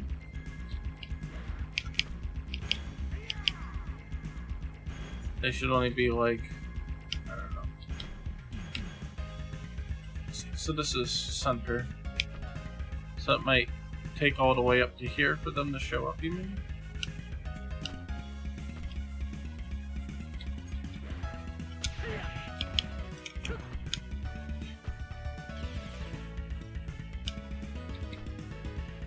Also kind of move a little strange for me.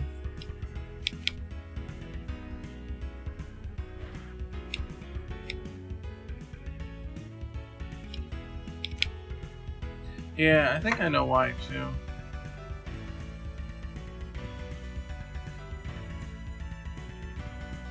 As I take a bite of bacon. Bacon.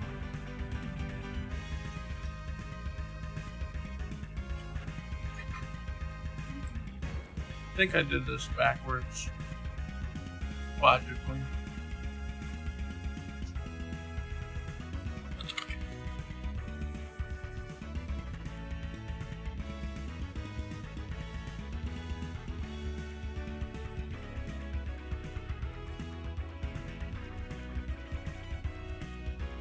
did this wrong.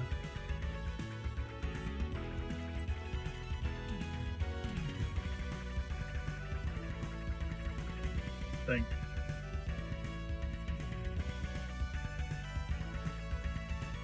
Yeah, shouldn't see them until a block after that raised part of the...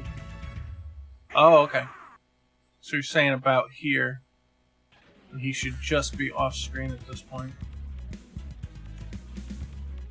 Gotcha.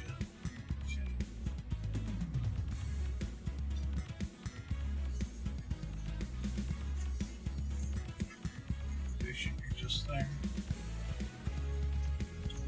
Well, I don't know, that does create the problem though, that he's not going to be moving very much. Unless he just gets pushed really far off screen. Because he's already at the edges of the stage at this point. So if he were to continue to scroll, he'd actually have to get pushed off screen to make any notable movement.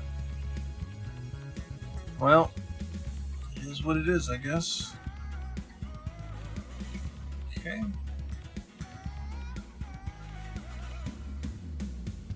Yeah, so then he'll get pushed off like that.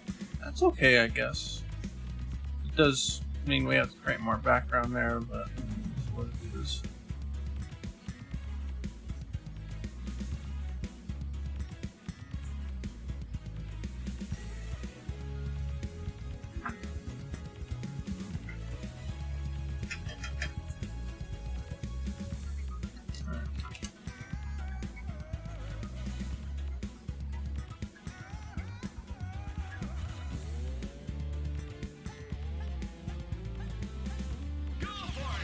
I'm gonna do just maximize.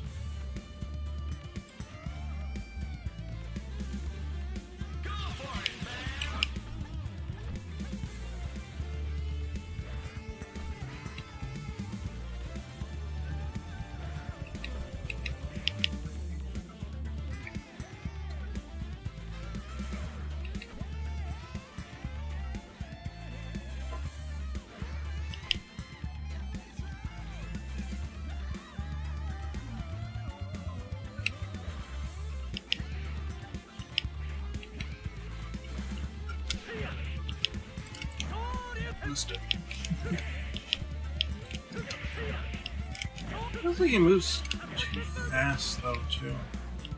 Still.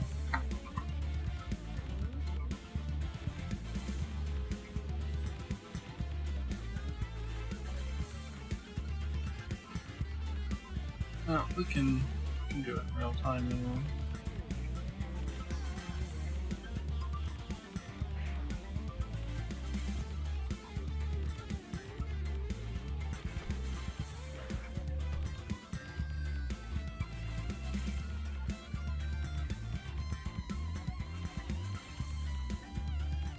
Might not be off by much, but it just feels like he moves too fast.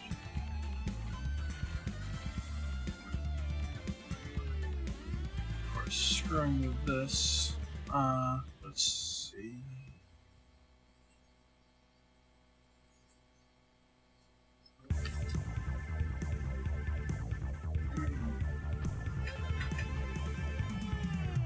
May not be quite enough. 7, 8. Yeah, that's what I'm thinking. They don't really need to move too much. Problem is that they're keeping pace with the far back now. So the far back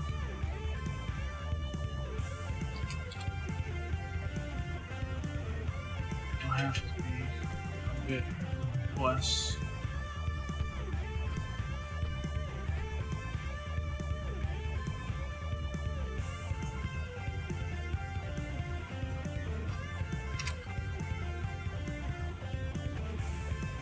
We'll adjust the positioning issue here in a second. But...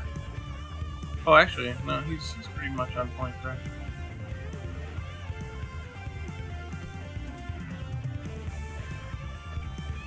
Yeah, he's moving too fast again.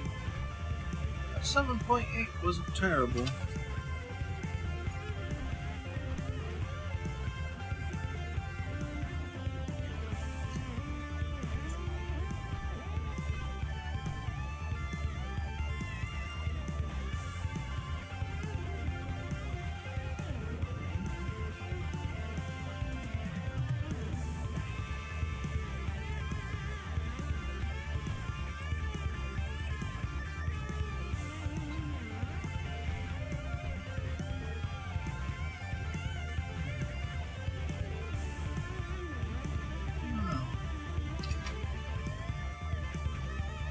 0.8 really feels about right.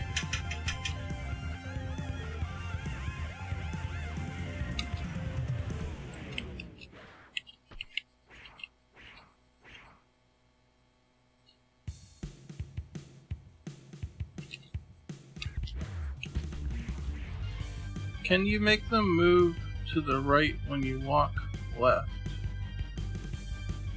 Use an animation. I could, yeah. I think if I give it a negative, of course it's gonna be somewhere now. I believe, yeah, he's all the way over there. So let's recenter here and bring him in here. Apparently that's not doing what I think it's doing. Oh, he's not far enough along here.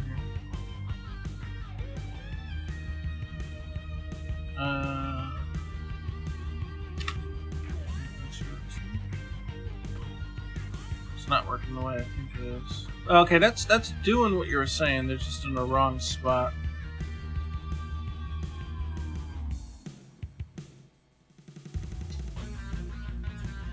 Yeah. Right? Is that what you want? Let's see. Make it so they move to the right when you walk to the left. No, that's still not. No, that's not what this is doing, is it?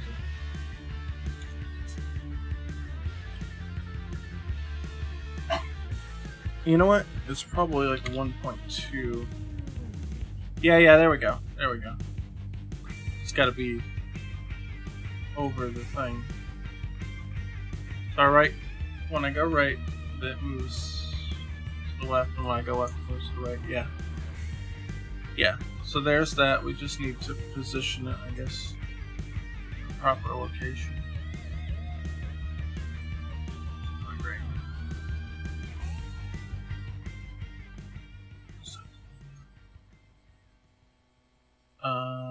Why did the scroll factor change? Should be 1.2. Oh, I changed that and not this. Oops. Yeah, there we go. She's thinking something like that.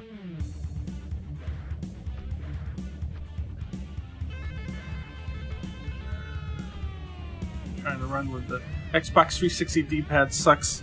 Okay, keyboard. Okay, so then this will have to be, at this point, will have to be like this.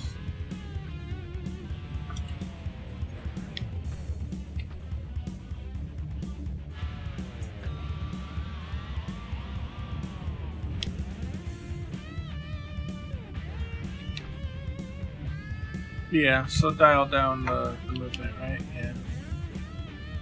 So let's say it's like 1.1 instead.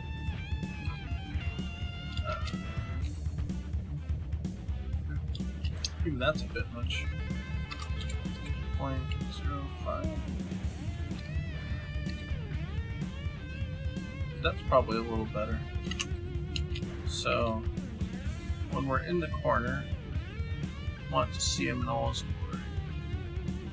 So it's going to have to be here.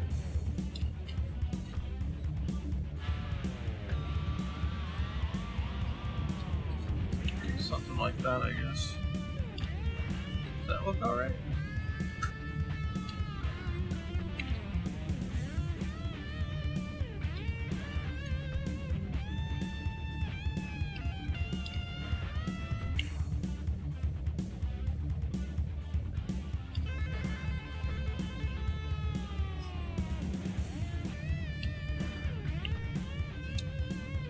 Fuji changed the back too now, so we gotta readjust that.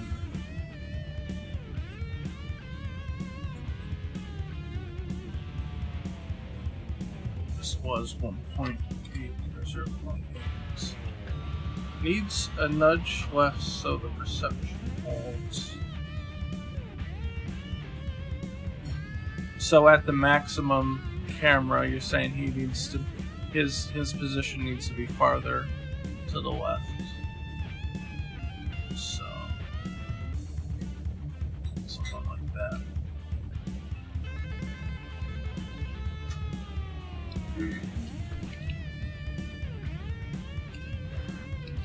That's what you mean.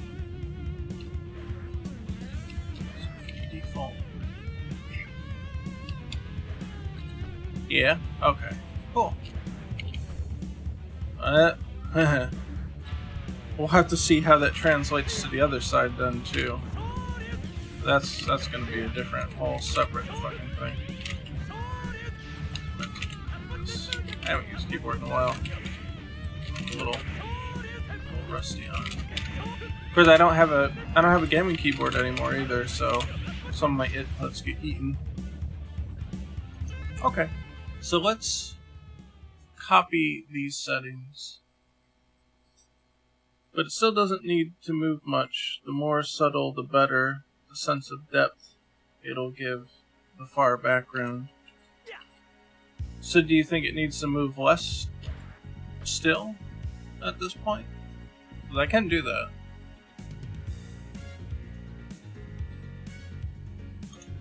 Give this another 5, 0, 5. Yes, less. Okay. And then, let's see, where was it before I did that? Okay, not too far off. So, it's around here.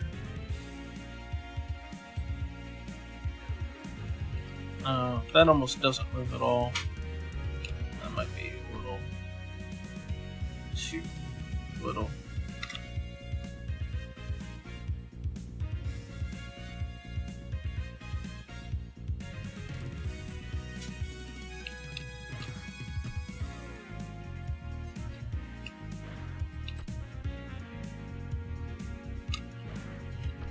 I don't know if that's too little or not. Ooh, 3.5. Out.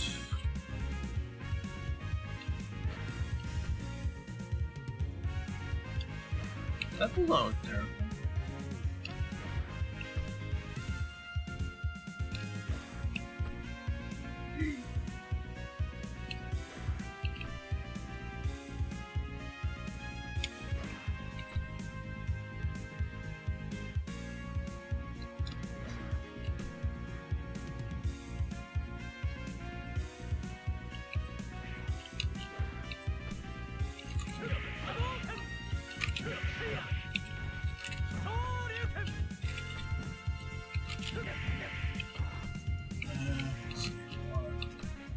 Rapid movement test here.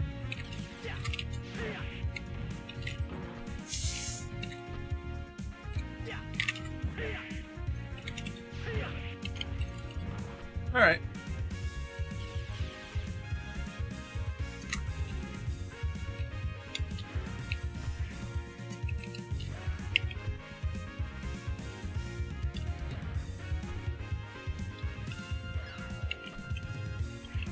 Okay.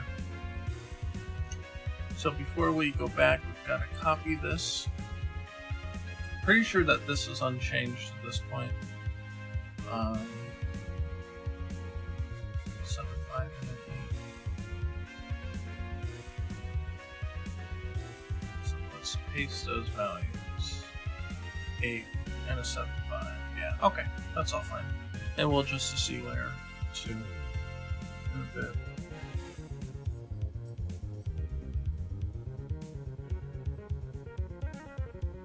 Now we have to get the cliffs on the right side.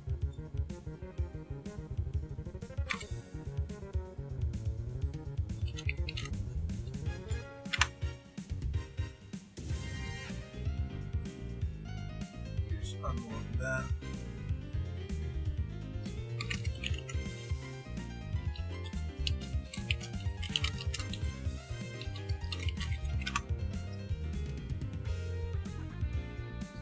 I'm an asshole. No. Go play your goose game. You still your hat, your radio. Yeah.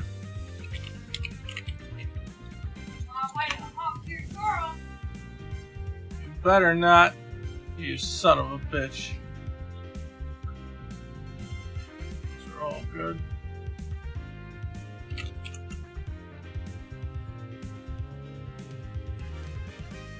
Cliff right 1. It's on the background and the space is 4 and animation is 5. 4 and then cliff 2 waves should be 5.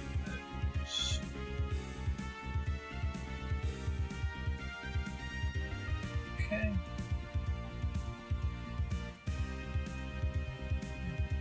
Lots of roughly there. That looks good. Okay.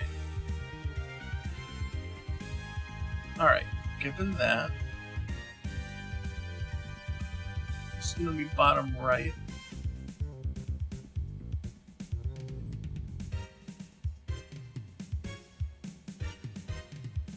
This one might move a little bit more, but for the moment, I'm going to copy its values here. Let's also put on camera here.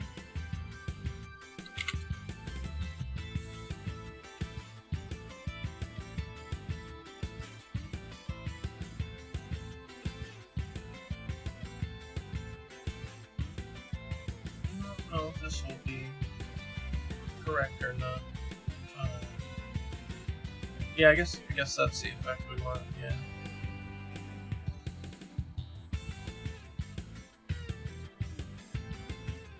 Okay.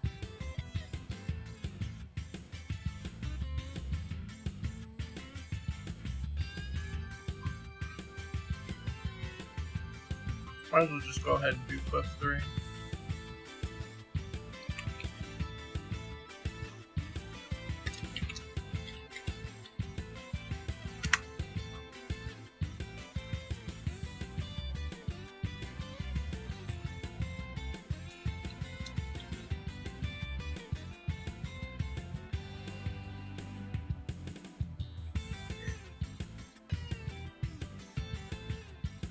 So I'm gonna move 2 out of the way here.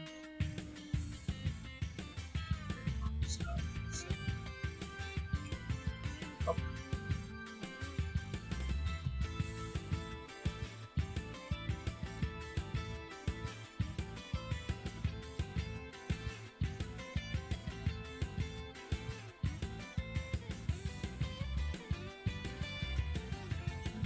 Zero.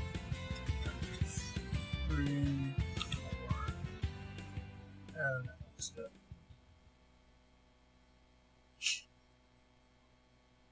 Okay, so if the camera is all the way to the right,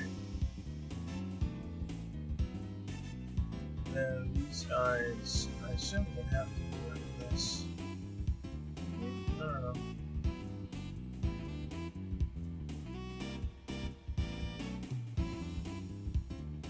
You can try it. And then this guy is going to be like here. Yes. We'll say roughly there. It's fine. Actually, these guys are a little lowered. They're supposed to be 2 away from the bottom, so. Should be right here. So, 7.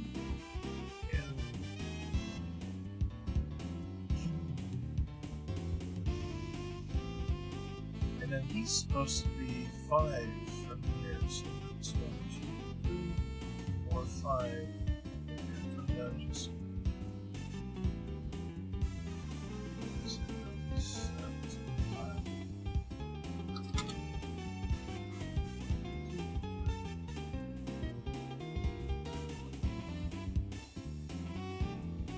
So this might get a little goofy. I don't know.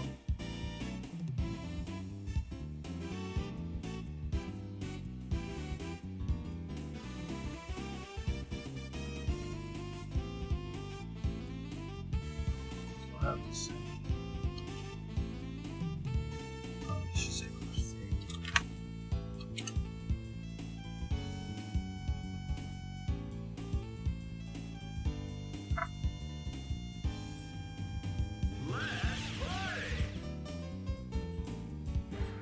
That was kind of wonky.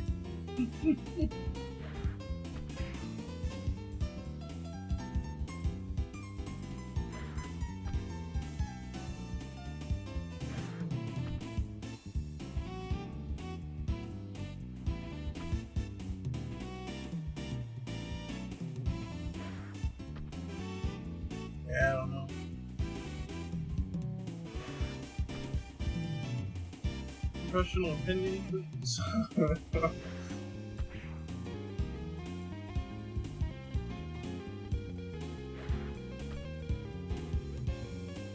I have to fill in that gap. Other than that, I don't know.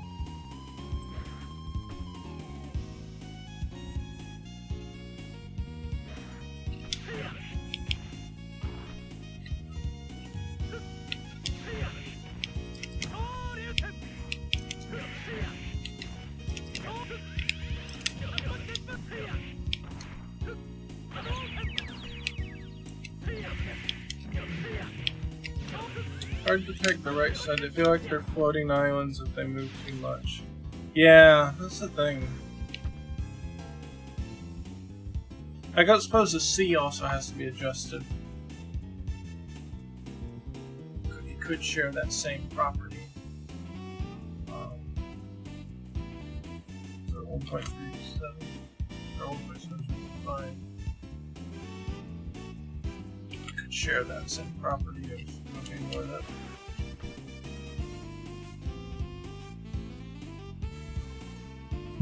Looks like maximized. The C might just have to be static then too. I don't know.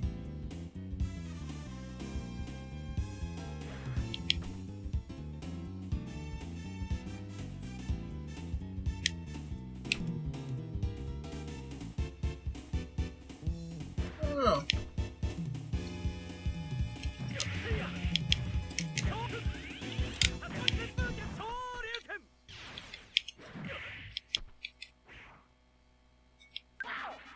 Uh-oh. We're out of time already. Damn, really?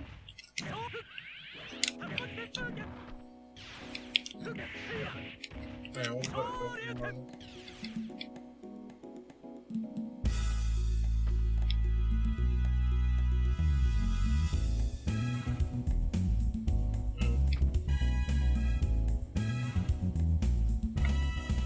The right comes in a little early. I should write one block. Okay.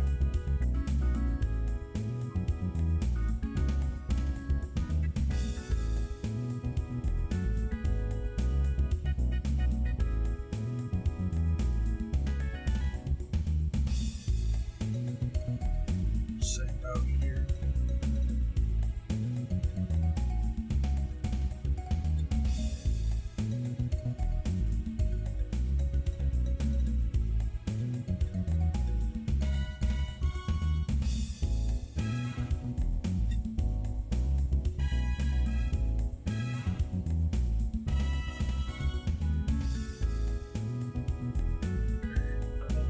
Wrong button.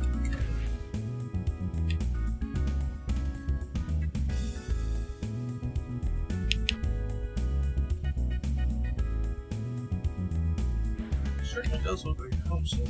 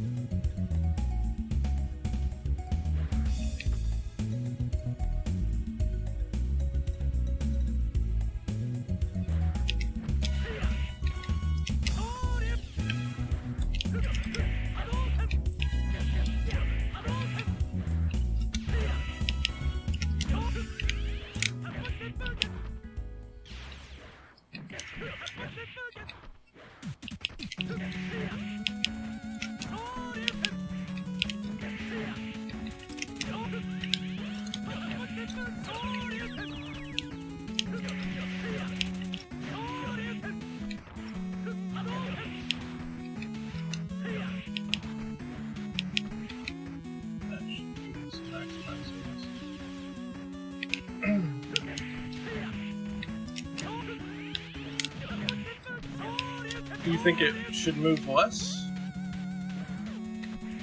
Is that what you're saying?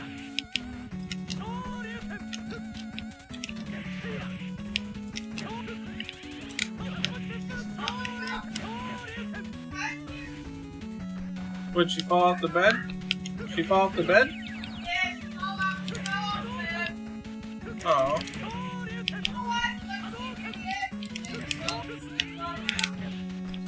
Yeah, that's weird. Well, I hope she's okay. Slightly less than man says. Alright, let's see. We need to adjust.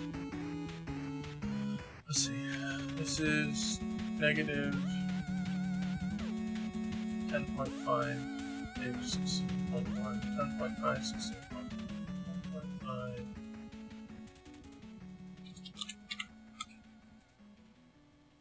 Negative 16.1. Okay.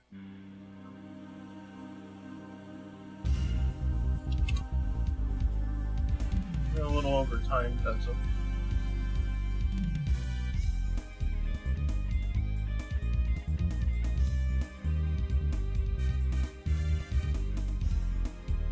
Let's get our bot camera there.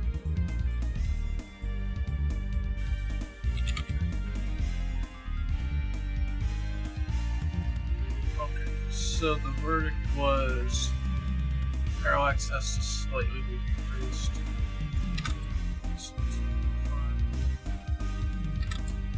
Yeah, over time.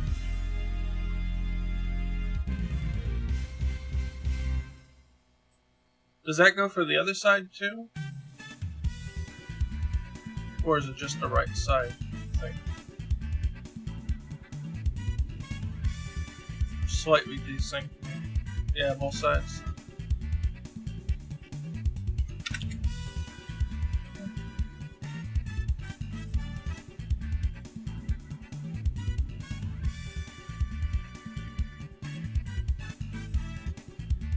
Alright, let's test it out.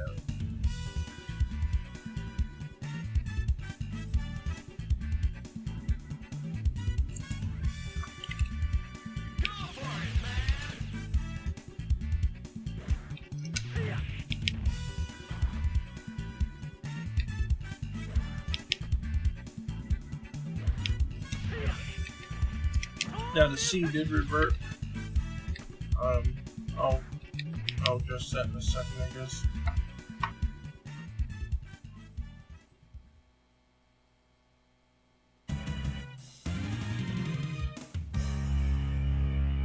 We'll just copy this.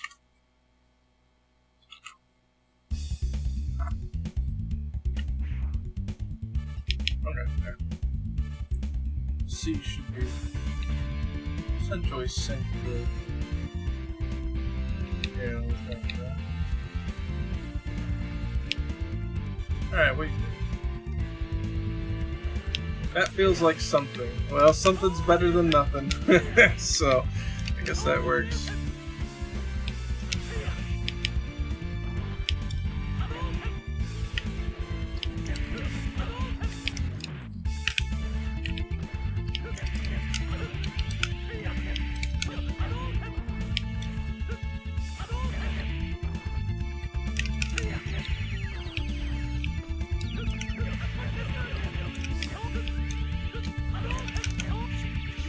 No, not head too high.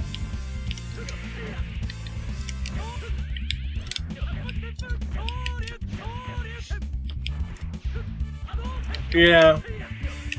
I was gonna say the clouds and shit gotta get patched up there.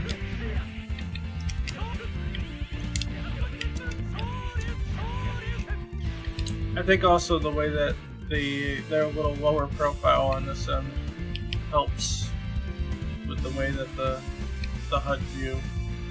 I'll turn that off so you can see. That's a nice like reveal too, like when you jump that you can see the top. I really like how that goes.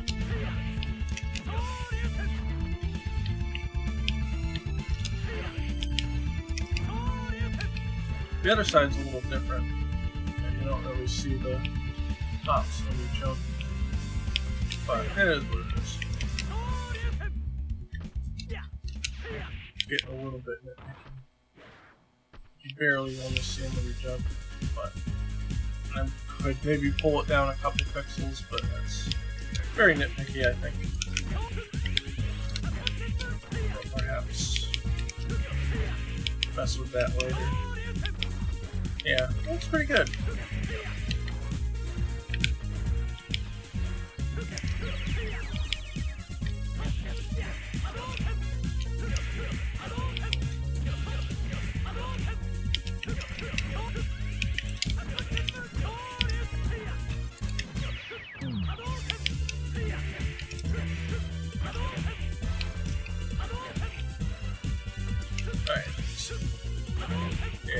shake looks fine.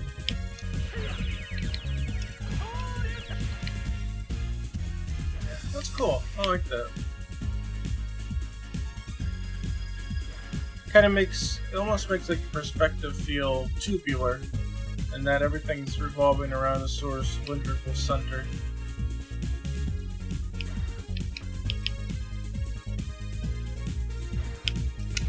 It's tubular, not Mondo. Mondo's a different effect, right? As like 5 people get that reference.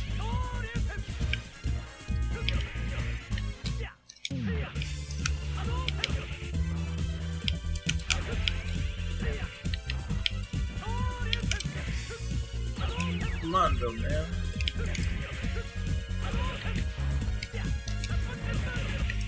Yeah, that reference actually works doubly so since it's autumn now, right? Radical. Yeah. Yeah.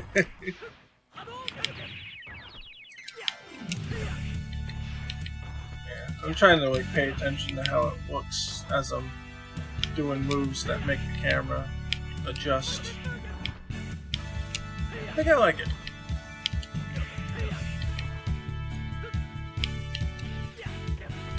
It's just enough to give a little bit of perspective. It would be better if we had a higher resolution, but it kind of just is what it is here. I think it works nice.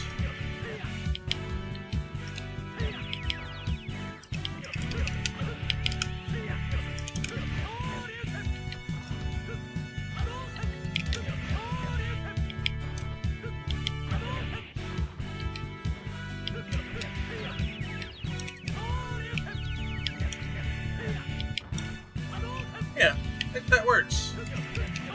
So the question, I guess, more is like the C. I guess I adjusted that. So it moves with the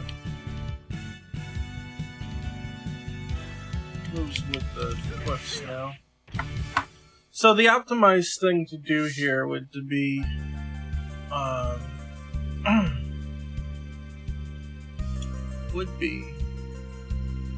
to take all of these things and merge them into one. Exaggerating the cloud motion will seal the deal in the final version. So you're saying the clouds need to move more? Well, we can do that. Certainly.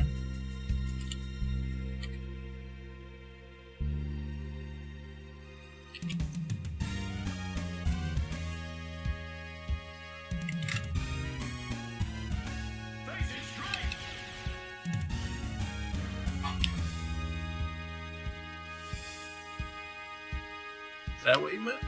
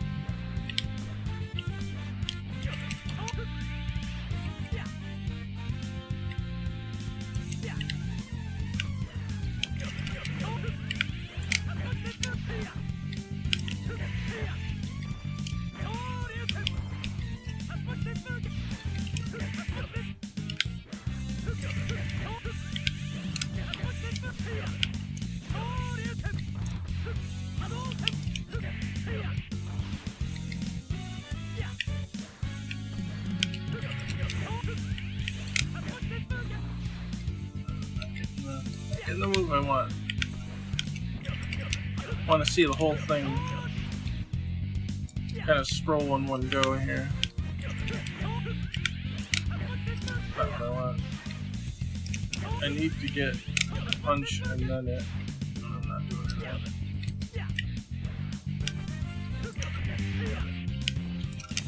Could do that.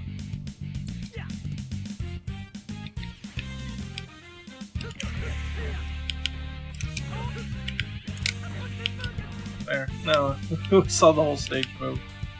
in one go.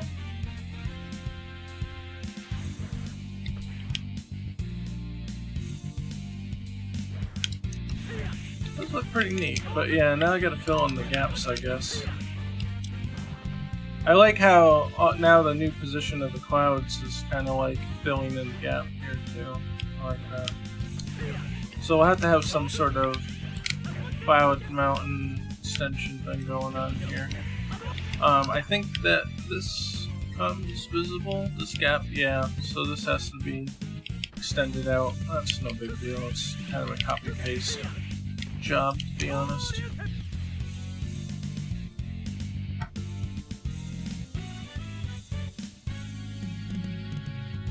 In fact, what I could do, I don't see too much of a pattern here. What I could do, since those waves are on a different layer, sorting layer, could just take this here.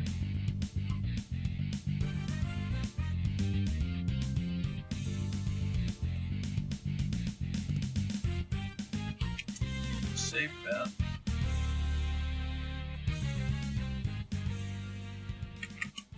Copy it back to here.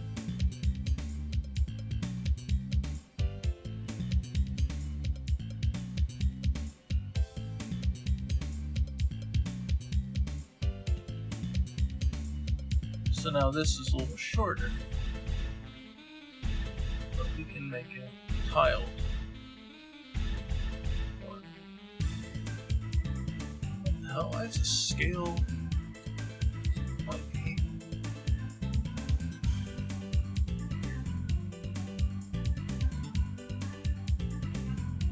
Well, no matter.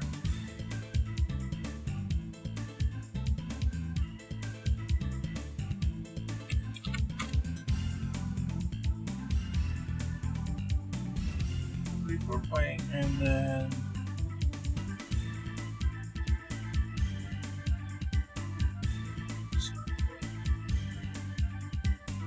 oh, hold on. Let's put our mop camera up. It could be not positioned right because of that. Okay, yeah. So coastal waves. Offset a little bit, 1.4, that's fine. And then this is always on top of it due to the layering system.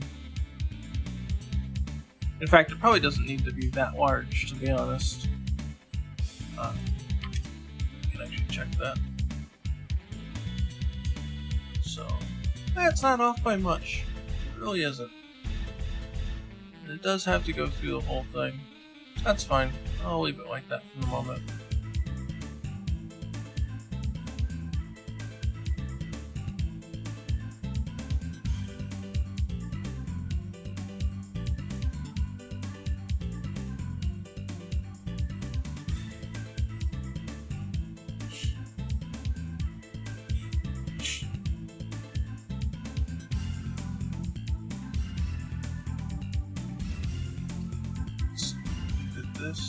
That did save the augmented value.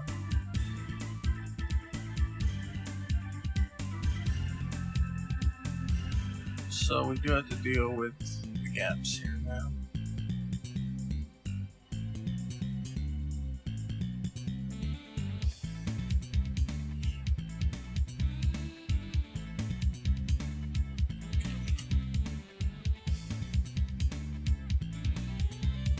Make sure it looks alright in person.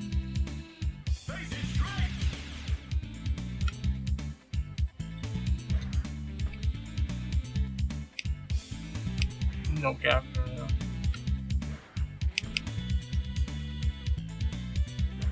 That's what we were trying to fix. It admittedly looks a little goofy. It's kind of moving real fast there.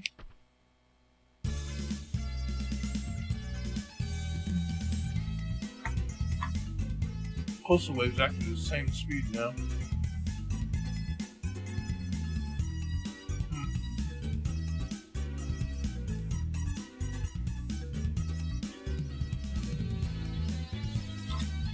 down a bit.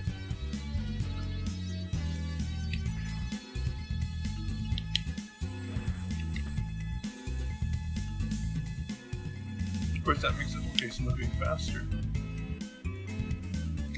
What would happen if it moves slower?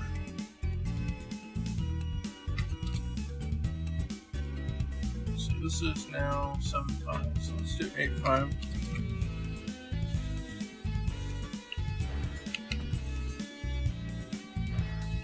I don't know if I like that or not.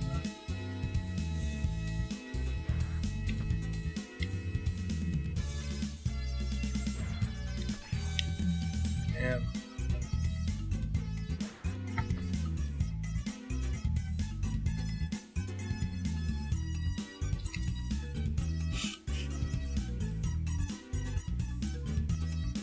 just slightly. I don't look bad. So I don't like it.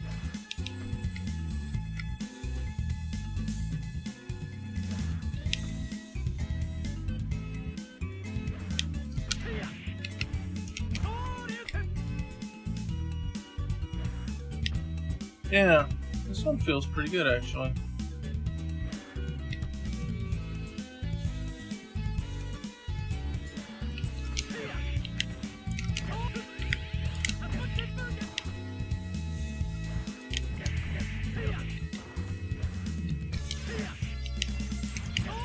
There's a little life to it. Yeah, so now it's a matter of getting the holes in the background patched up, I guess.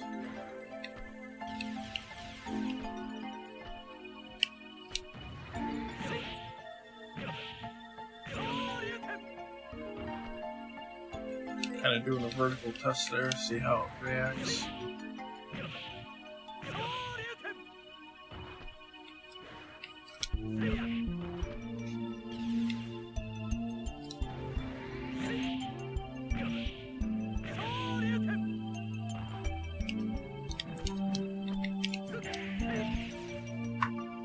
Alright, so let's see, the coastal waves were 0.8. Let's plug that in, and let's also, before I keep forgetting, let's put the sky layer in.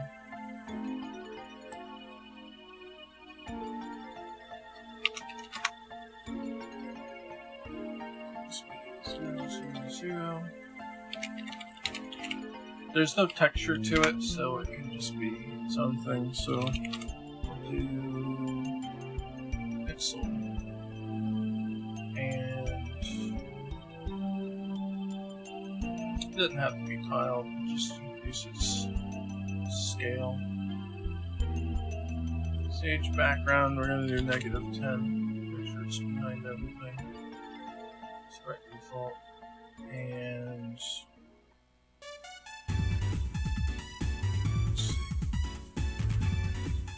a sprite. The blue up here.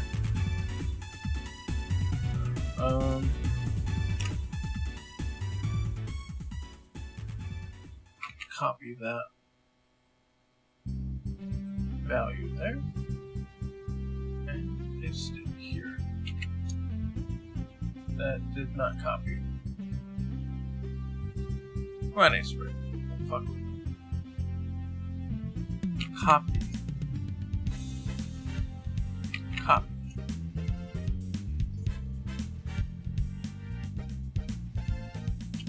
Paste. There we go. That's what I'm looking for. Or it's just... Oh, it's down here. Okay. Then make it big, big, big, big, big.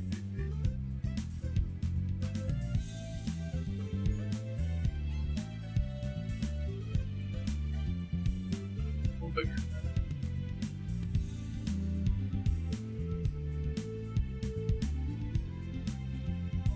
Now I gotta make it big, big, big. Actually, to make this easier,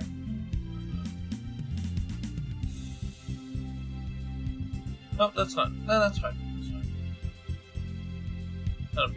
I was say I thought I had a centered pivot one, but I don't believe I do. But it doesn't matter. There, and just make sure it covers the entirety of the sky area, and that's it. Pretty good. You have to go up a little bit to make sure it covers all the way.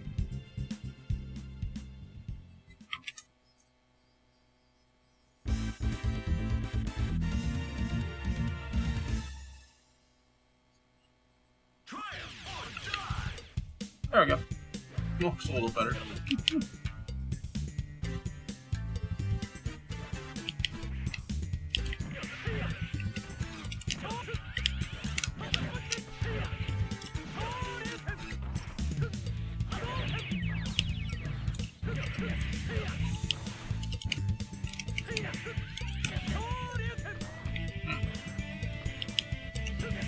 Yeah, I'm happy with that.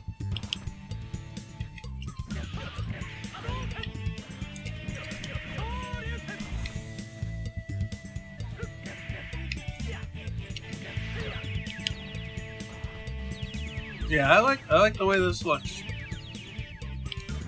So from here, it's basically just filling in the gaps then and applying it to the nighttime version. So I think this will be a good place to stop actually. And then, because filling in the gaps might take a while, to be honest. And I'm pretty much out of time already, so... Or, well, not pretty much, I am out of time already. Can paint some more. So that'll probably be another 30-40 minutes of work.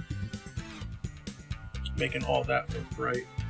Like, actually making it look decent, not crappy. And all that. So, yeah, I'll cut that here since we're already in overtime. And so that I'm gonna work to get that done tomorrow. So when the patch goes out, that this level will be included in that patch. It seems like it should be a reasonable go, because then all I have to do is apply the nighttime palette to the graphics and then copy the structure from here. This structure, I can just copy it and then paste it into the nighttime version, and that should seal the deal on that. It should be okay. I think that should be a reasonable goal. So, cool. Alright, well, thanks everybody for hanging out. We got a lot done, and we'll have this patch out tomorrow. I have to pull up my Patreon list here. So we are a Patreon-funded stream, and we do have top-tier patron names to read out. And so Zombie Killer is our super ultra top-tier patron. We got Corporal Chungus, we got Mike Cruz, we got Taryn Williams, we got AJ, and Bryce Nagalina. So thank you guys for coming in, staying in, and being huge supporters. And they enjoy perks such as having early builds of the projects that I lead, including this one. They have code samples, utility packs, that kind of stuff. So check that out, special Discord channel and our Discord server. And you can get to the server, you know, you don't need to be a patron to get to the server, but there's a special spot for them to chat, communicate with me. Oh. Is the bot active? The bot's active. There's the link, right, chat. Look at that. How amazing. So, check that out if you find that interesting. I'm also on Twitter at MarkDWiz, and we're on Facebook, facebook.com/GameDevScrubs or /PocketFighterEX for that specifically. So, there's plenty of places for you to yell at me on the internet. So, if you want to yell at me, there you go. And that's pretty much it. So I'm getting out of here. Everybody have a good one. I'll be back Thursday, 7 p.m. Eastern Standard Time for the other project, Platformer. And that's all for now. We'll be back. Oh yeah, well, it's Saturday too. We gotta figure out if the PS2 works to play Silent Hill 2. So we'll we'll see if that works. I'll keep everybody notified on all the social media crap. So that's it. Scrub out. Have a good one. Thanks for hanging out with me, and I'll see you guys on Thursday.